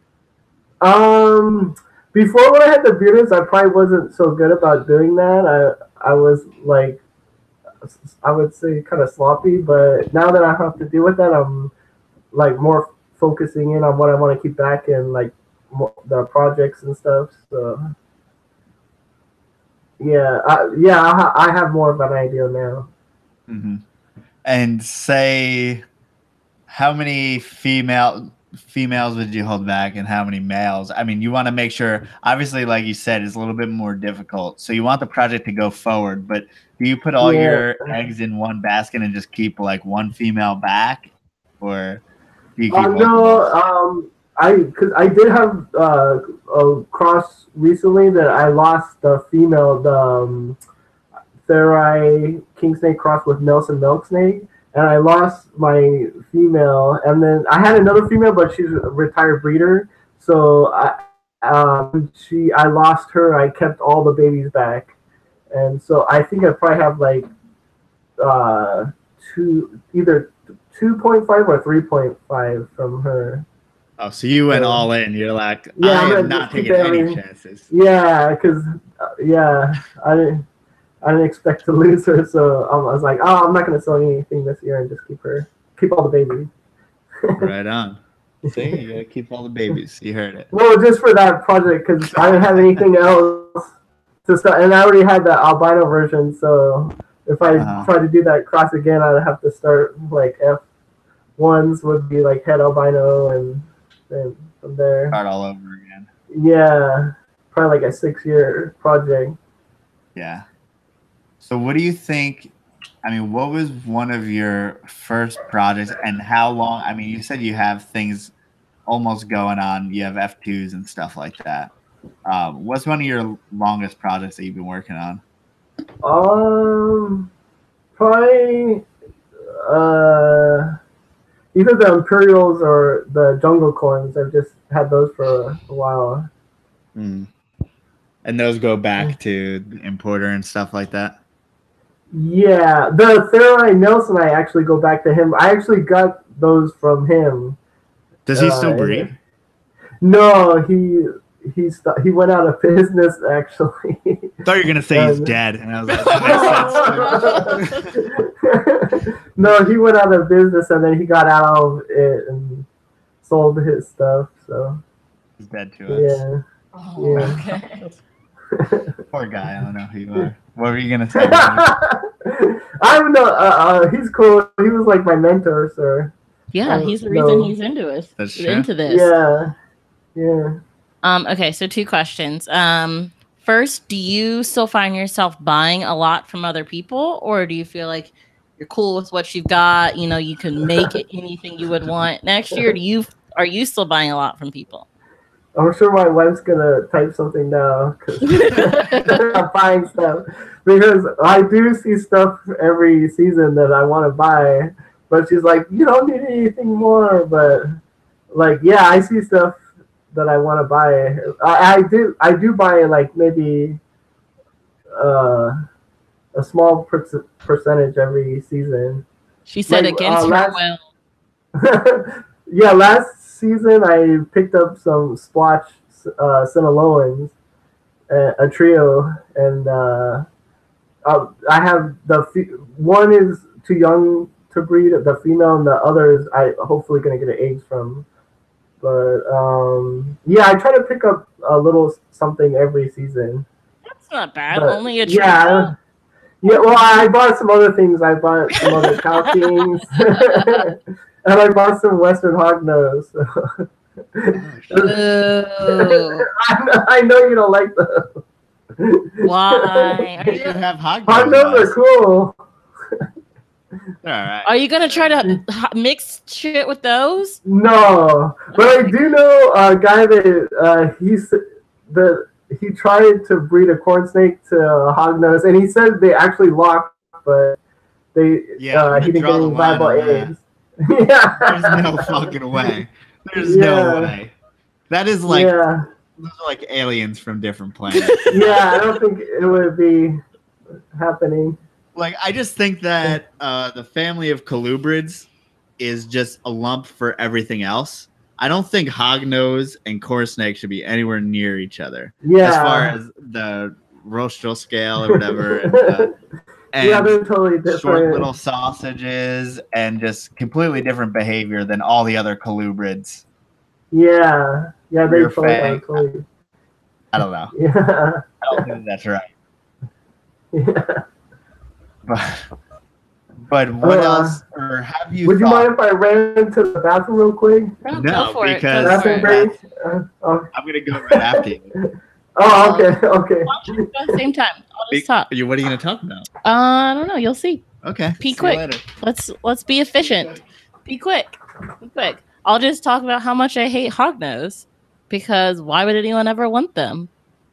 But I do wonder, is there something you could breed it with? I mean, obviously Joe and them said corns are a no-go, but I don't know if there's something closer, or like mixing like a Western with what are the ones Owen has? Well, Madagascan. Those are different, bro. True. Western ones are so different. Oh, they said I should. Eastern or Mexican. But yeah. I don't know why you would do that. I don't. To me, mixing a Western with the Eastern sounds dumb, but just because I don't know. But like the ones, I don't know, but maybe something else. But hogs are just annoying, and they think they're bigger than they are. They're like little chihuahuas. They're the chihuahuas of the snake world, and they think they're really big and tough, and they're not, and they're yappy and annoying. So there was my little rant, and now both y'all are back. So there you go. Yeah, I guess they are the chihuahuas of the. How do you say world. that? Chihuahuas. It's not chihuahua. Chihuahuas. Chihuahua. Oh, look at your little pug. You know what? Hognose remind me of pugs. Really? Yeah, that's what your wife just said. Your wife said they look like pugs. Oh, yeah. Oh, but pugs are cute. Chihuahuas are. Oh, hognose, Western hognose are too. They're cute as long as you can put up with them. Okay, well, in my little rant while you were peeing, I was talking about, is there anything you would mix a hognose with? Like maybe another type of hognose? I don't know.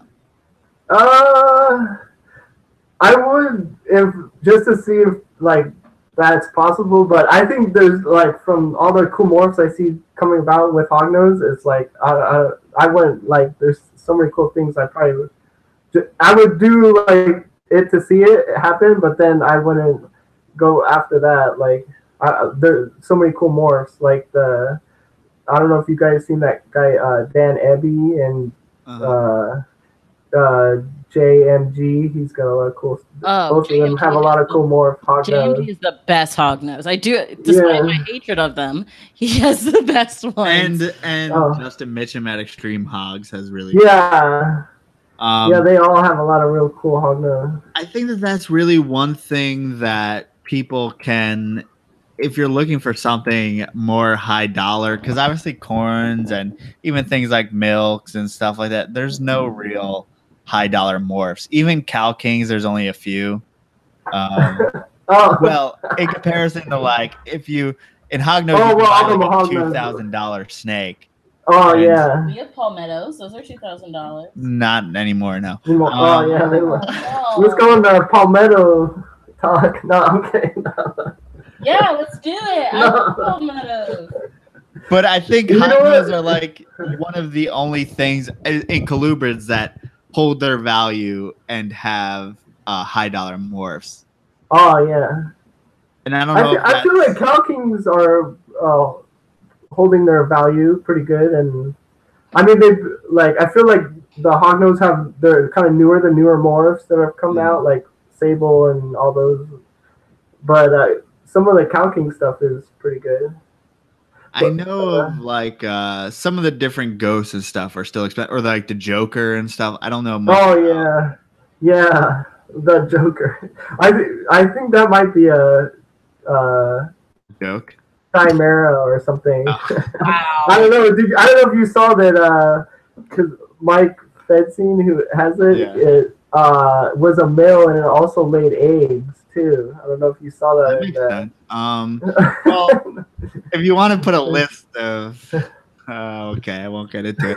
But yeah, the light phase ghost cow kings, and there's like the other combo morphs. They're pretty holding their value pretty good.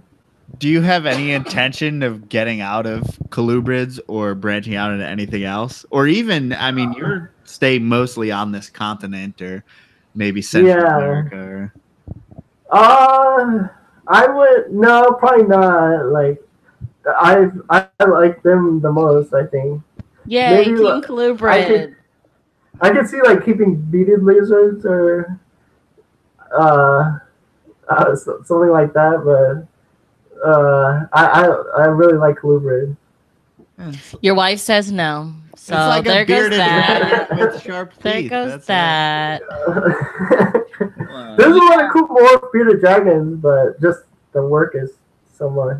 Mm-hmm. Let's stick to colubrids. Team colubrids. Well, I think it's you've obviously been around long enough to where you're like you've seen everything, because like there's people that in the first few years you're like, holy shit, I didn't know that exists, holy shit, and then you kind of settle into it eventually. But he still gets to say that because he works with hybrids. He still gets to be like, holy shit, that's cool. But it seems like you've worked with colubrids the whole time. But hybrids make it a difference.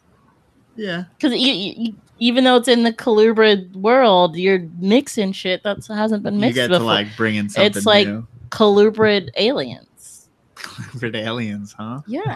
Wow. Yeah, and it makes it cool. Some of like the cool like Steve Osborne in San Diego. He was like people consider him like kind of a pioneer in colubrids, and he did like hybrids, pastel kings, and I think some other stuff. I think it was maybe it was less frowned upon at one point. I don't know. Maybe with social media now, like people like feel like I have a voice, I could say something. Yeah, definitely. Otherwise, they would just see it on a show and they couldn't be like, "Hey, I don't like that." But speaking of opinions, let's run back to palmettos because okay. should say something. Because I don't want to start like dirt thing, because the whole bug eye thing trips me out. Well, there is a certain someone who may have been mentioned before who likes to sell those, and I think that's bullshit. Yeah. I think we're crashing the market on them by selling them for like $400, even though they're obviously disfigured animals. Yeah. It's kind of but a catch the thing of them having bug eyes, that's weird. It raises my eyebrows of hybridization. And I don't want to like throw a weird theory out, but like when I first started in 2000 getting into everything, my old boss had leucistic rats, and he had bug-eyed ones, and he said that occurred from them being inbred. And then there was no thing about the leucistic trait causing the bug eyes in them. And so that, like, I don't know, that makes me suspicious. And I've seen Don say that that's a trait with all leucistic serpents. But I asked somebody with leucistic hogs, and they said they don't produce bug eyes.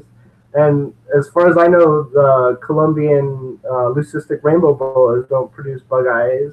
And I don't think the pine snake, leucistic pine snakes, produce bug eye babies either. So okay, wait, now I'm confused. I don't know.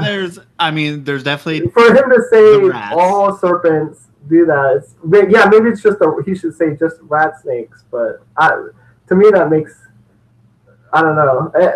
Yeah. Well, we had.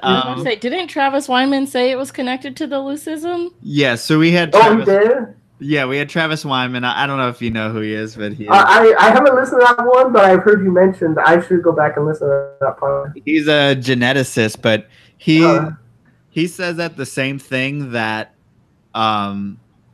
makes the animal like white get pigment is the same thing that forms eyes. So it's like you scrambled that connector that tells it to have pigment or to tell it to form eyes.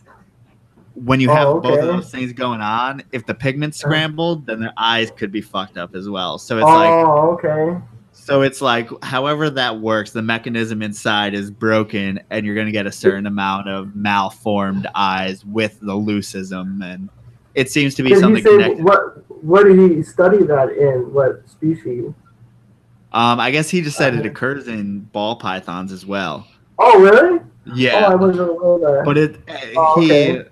But he has a much more legit way of explaining that with a bunch of words that I don't know what they mean. He's explaining it on a podcast? Yeah. Yeah, so basically, cool. Don't listen to me. I'm an idiot. Also, I'm texting him right now. I'm texting him right now, so he might answer.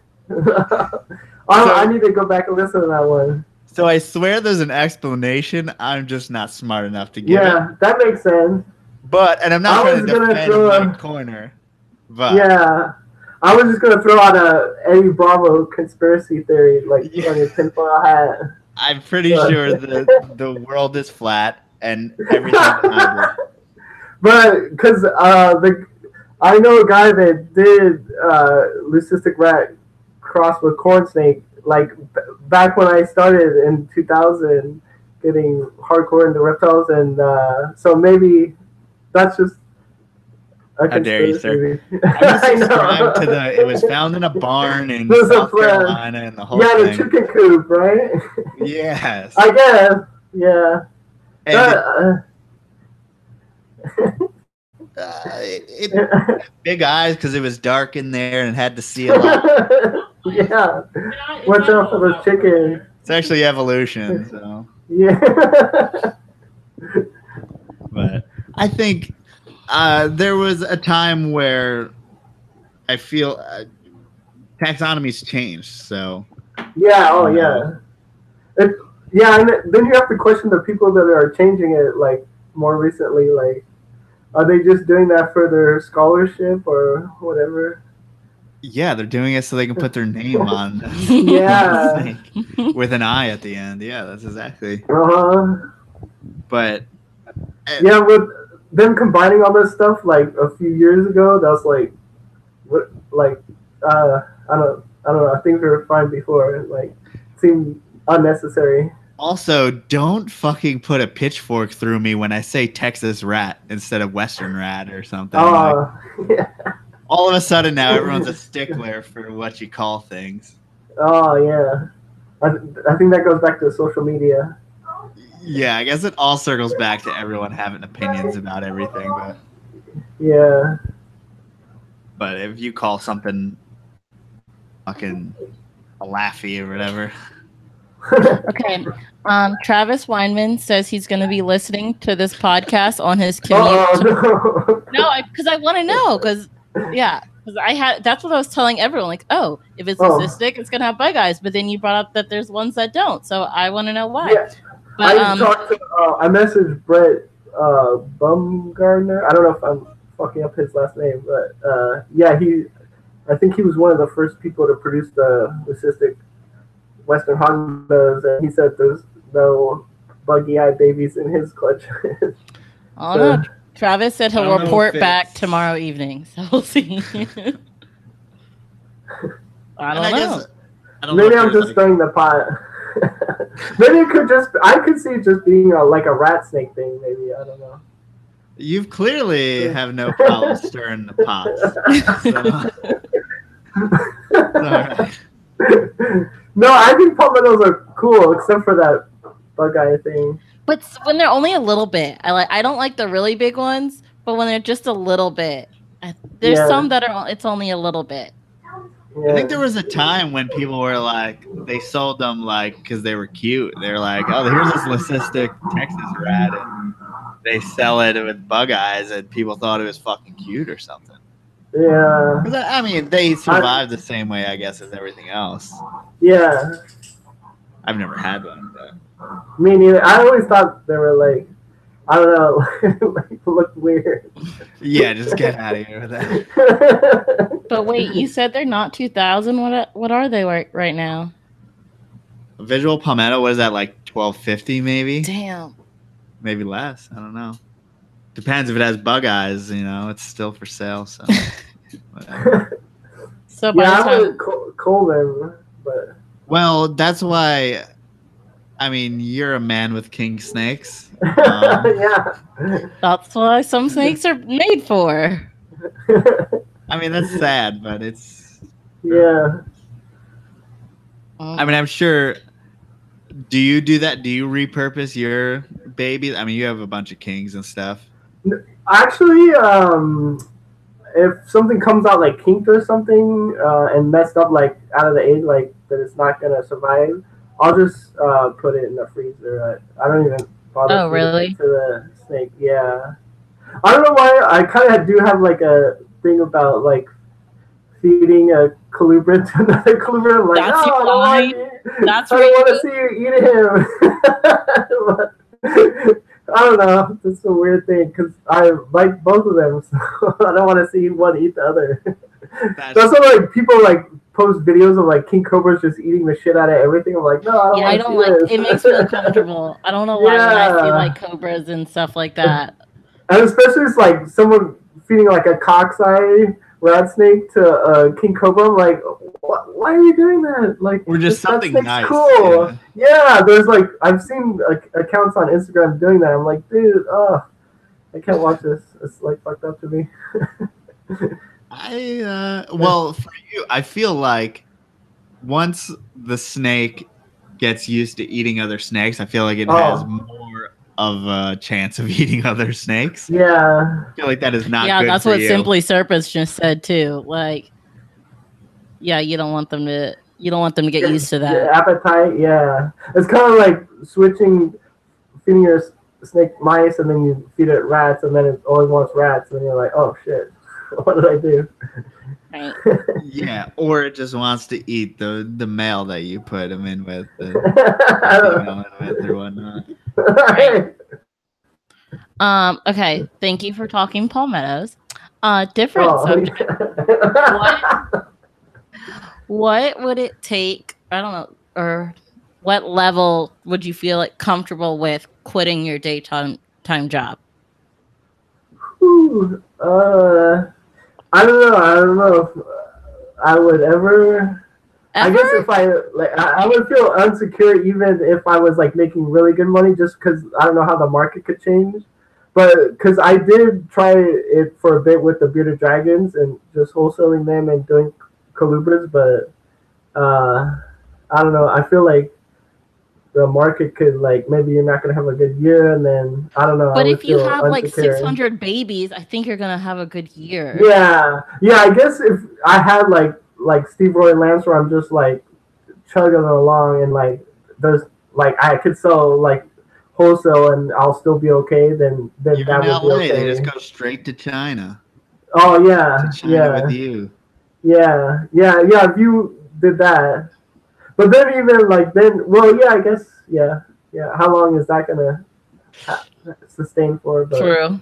There's a lot of motherfuckers in China. Yeah, China is a big freaking country. There's way more people out there than here, so and they need snakes. And they do more than just snakes. But yeah, I guess if I had a way more than I have now, I could picture doing that. I think that's the way to do it, at least with where we're like colubrid wise, is you got to be at a wholesaler's level. Yeah. To quit your daytime job. Really? Yeah. I think so. You gotta especially living in a actual metropolitan area. I mean, I'm sure in fucking Kansas or something you can do it. Sorry, Kansas people, I like you all, but no, they got blown up on Sicario. Sicario. Oh, I've never. The new is that movie. a show? No, the new movie. Oh, I saw the trailer for it. You know the one They blew up Kansas. The skeleton. They blew up and a it has store a in flag. Kansas. Yeah, it has a flag around it, and then they're shooting the two guns on either side. You know what I'm talking about? Yeah. Yeah. Wow, no one they're cares just like, about "Fuck Kansas. Kansas." That's me. Wow. I know, How dare that's Tornado Alley.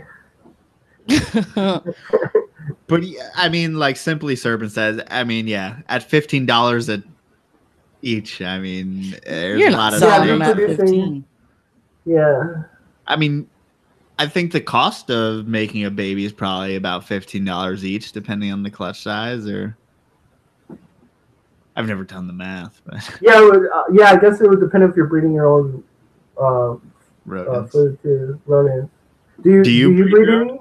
Oh, I have a rat rack and 2 mice racks, but that doesn't cover you, does it?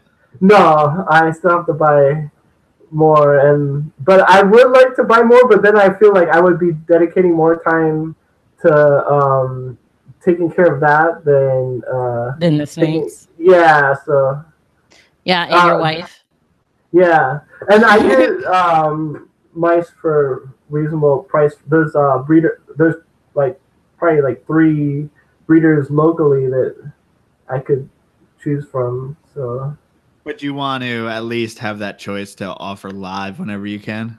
yeah, that is one good thing. Yeah, that I like because We No, were sorry. pointing on We the were fucking talking. light We were and telling bringing each it other down. to put the lights on. Sorry. oh We were just talking. yeah, that's one good thing. Always having live to feed. Okay, Darren Watson in the chat asked, would you sell to big box stores? I'm assuming he means like Petco and PetSmart, despite their reputation of not caring for animals properly. Oh yeah, I don't have the need to, so I don't. But yeah, I'd probably end up wholesaling to somebody that ends up selling it to to them, those. like Yeah. Reptiles by Mac or Reptile Industries or Strictly, or I think they all sell to Petco and PetSmart. I know Reptiles by Mac, Reptiles Industries both sell to them, but I even feel like the few heads that I have, I would like to move on from them and just have like higher end stuff, so I don't have to have like stuff that I have to wholesale. Yeah, I think, yeah, you're gonna get to that point if you want to do it for a living, to where like if you keep progressing, you're gonna have stuff that is not wholesale available. But it's like you want to, as someone who's not doing it for a living, you want to get to the point where you don't have anything that you can wholesale and you just have good shit that will be Yeah. Yeah. I guess if you're starting like a new project, you would probably have like heads and stuff and like stuff that would be probably wholesale. But I guess that's the thing. If you want to keep your project, meaning I'm going to have double het like diffused fire, lava, whatever the hell's terrazos. Oh, yeah? You are? Yeah, yeah. Oh, cool. But it's like I'm not gonna have anything visual, I don't think. But it's like, will I sell off hets as hets, or keep the project to myself and wholesale them as normals? That scumbag any which way? I bet people would probably buy the heads of that because that's a pretty cool morph combo right there. But if I wanted to be selfish, just keep them and not let anybody else have them. Yeah. I've done that.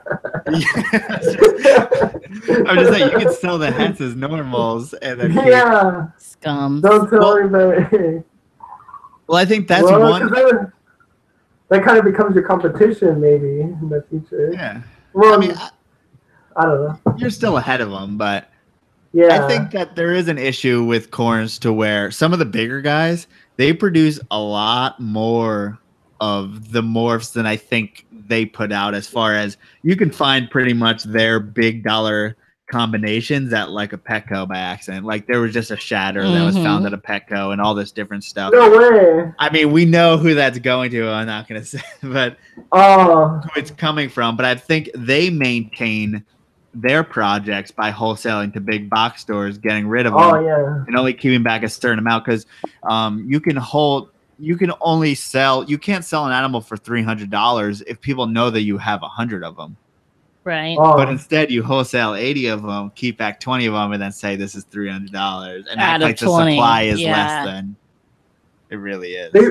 They probably wholesale to a wholesaler, because I think like PetSmart and Petco, they require like a PO, and you have to fill that PO. Like, I'm thinking from what I know, but I don't know, maybe. Well, I'm thinking of someone who has a lot. Stirring the pot. No, I'm just saying. We're stirring pots.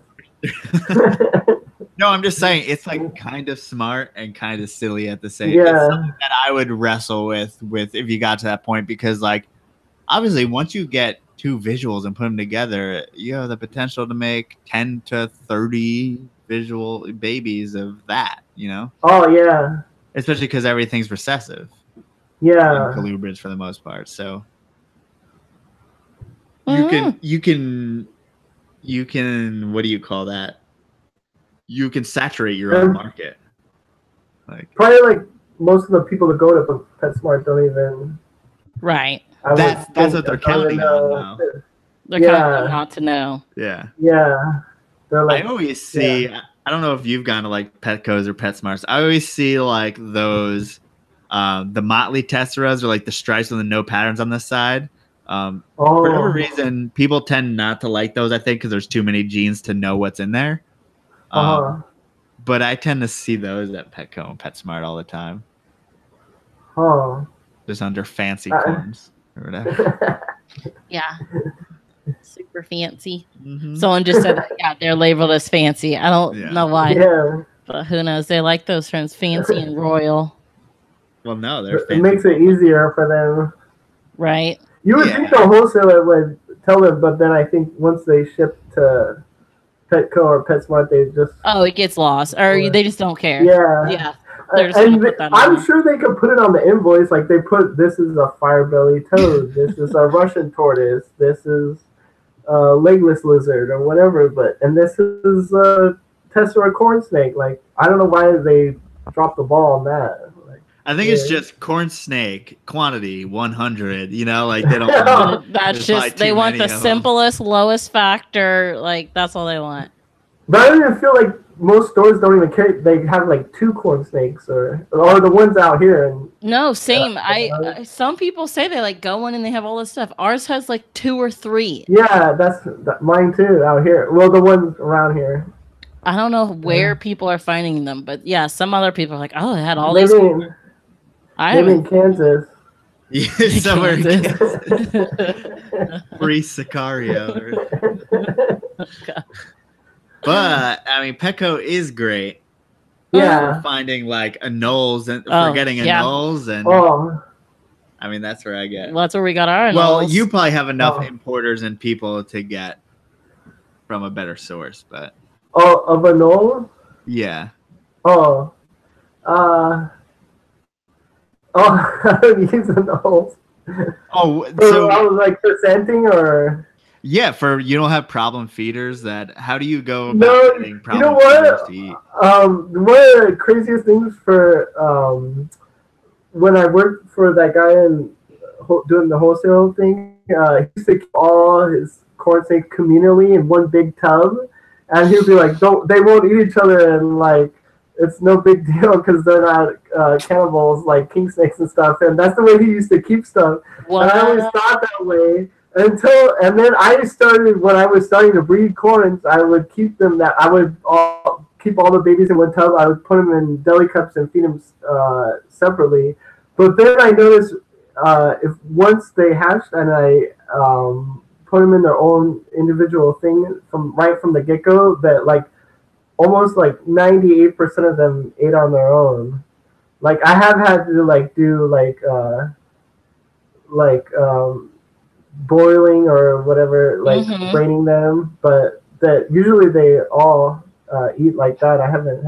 I do have some leftover house geckos from the company I worked for before Superior, and I could use that. So yeah, we've had to go to a sometimes. Clearly you've had either that or I give in too easily. So let's go over how you go about treating your problem feeders. Okay. Or what's your steps? What's your steps? For corns or kings, for kings and milk snakes, the cool thing with them is I found you could if they're not eating, you could either cool them down for maybe like a month in the wintertime, or if they're losing too much weight.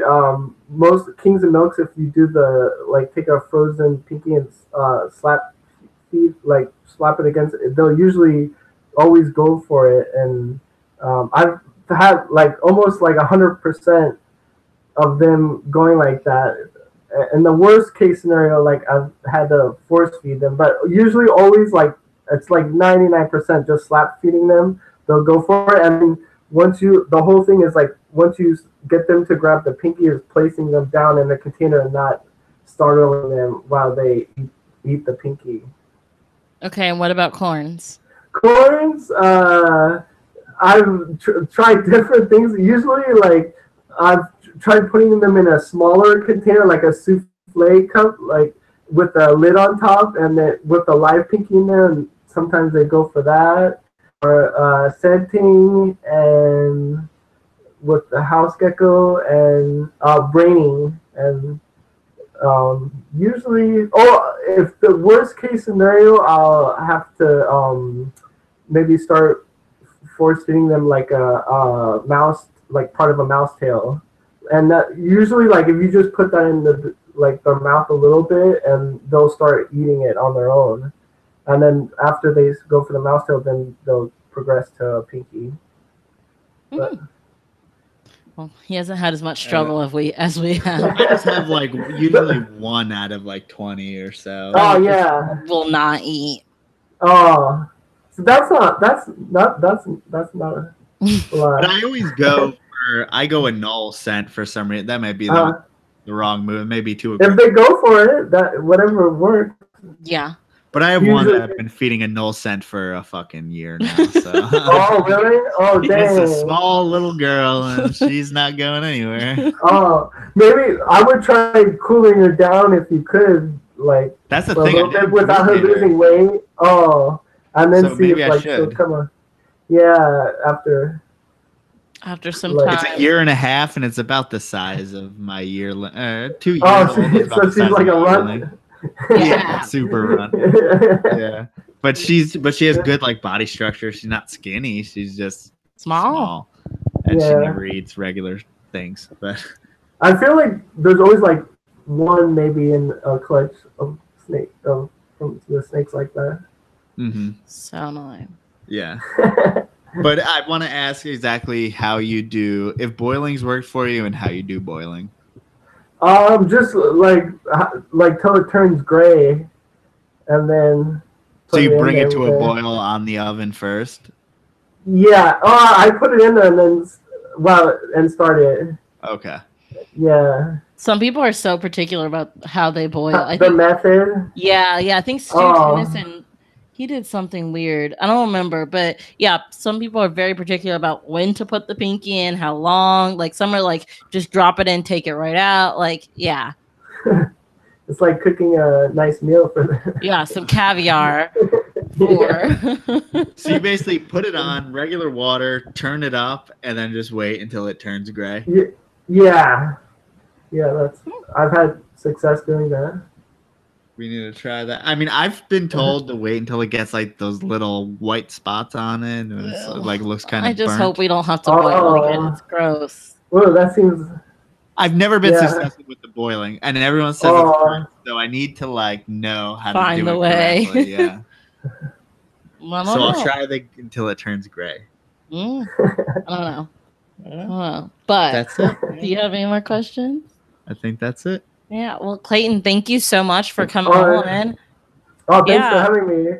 If I could give a service announcement because I've seen other colubrid breeders breeding on shredded aspen, and I did that in the past, and oh my god, you're gonna have it might not show up in the first year, or it'll probably take 2 years, but you will have issues with it getting lodged in the hemipene and even in the female.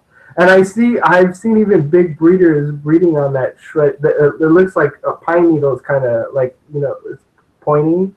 But do not breed on that stuff if you want to keep your snakes good. I started breeding on Sandy Chip. And until I found I had to take Sandy Chip out of a hemipene. Oh yeah, me too. Yeah. Now I do shredded aspen. I don't have any problem with the aspen shaving. Oh yeah, the they're big ones. Yeah, that's good. That's good because that can't get trapped in the hemipene. But I've seen a lot of people on Facebook breeding on that stuff, and I'm like, oh man, I don't want to send message every person, dude, you should not be breeding on this. But you want to at the same time. But I did that for 2 years, and then I had like a lot of messed up snakes after that. They couldn't breed anymore. Damn. Because they actually got sores by their hemipenes and it just like on the side of the snake by the hemipene, open sore opened up. Do you breed on paper now or just straight time? Now I found a place near me that sells aspen pellets, and then I also tried recycled paper pellets, and both of those seem to work fine. So is that one of those deals where it's like a compressed pellet and then when it gets wet expands? Yeah so I don't think that could get trapped in the hemipenes at all. So not like good idea. The chip or the definitely the pointy shredded aspen. That's like those little square, oh my god, looks exactly like a splinter. Yeah, exactly, and it's gonna go right into the thing. You don't want that. Right into your snake's dick. All right, have a little respect. Yeah. I just thought I would mention that since I saw a lot of people on Facebook with it. No, definitely. We try to tell people all the time, but well, we don't tell people that because we're stupid and we've made the mistake. But we're not doing it anymore. But we tell them. But we still do on shredded aspen. People would probably hate us for doing that. I think it's like they ran it like a flat thing. Right, yeah. It's like those big flat, skinny pieces. Yeah, I think that's safe because it's like there's no way of that going into the hemipene or to the female. Yeah, because they're like wide and flat. I want to show you. This is proving to be very difficult. Oh yeah. Oh yeah, see, that's that. No It's way like the heavy teeth sucking that up. No, yeah, that's good. That would be one Yeah. of those king snake hemipenes that rip the female. So let's end on that double okay. dick talk. So if anyone wants to reach out to you, where can they find you? On Facebook and Instagram, it's just Mesozoic Reptiles. And if I could plug Superior Shipping Supplies, yeah, everybody go and get your cups and boxes, and you could actually we do shipping labels there too. You guys could do like ship your reptiles or Reptile Express, all the other companies. We have a thing we could make your own labels for shipping your reptiles. So I can put a logo and everything on mine.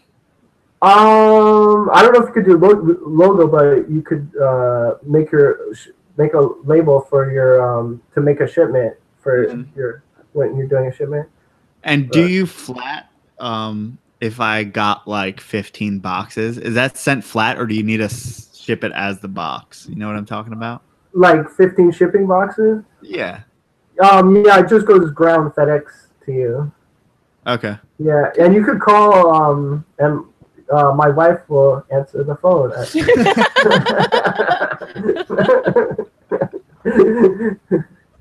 Yeah. That's awesome. Well, yeah, thanks again for coming on. We had a great time. All right, thanks for having me. And tell your wife hi. Okay. And we are Port City Pythons, portcitypythons.com, Port City Pythons on Instagram. Everybody needs to watch that baby video that you did recently. That's so good. Thank you. Because that's like the only... Dude, like, I haven't watched a lot of reptile shit. That shit, like, touched my heart. Like, it got me inspired again. Seriously. Like, I could see that, like, a commercial somewhere or something. Like, it was so good. You got talent. Because that's what I do for a living. Yeah. Go watch the YouTube video and tell your friends about it. Yeah, watch that shit. You're going to get touched by that shit. Not touched directly. It's good. Touched emotionally. In the heart. The reptile heart. The reptile heart. I love it. Okay. Bye, guys. Bye.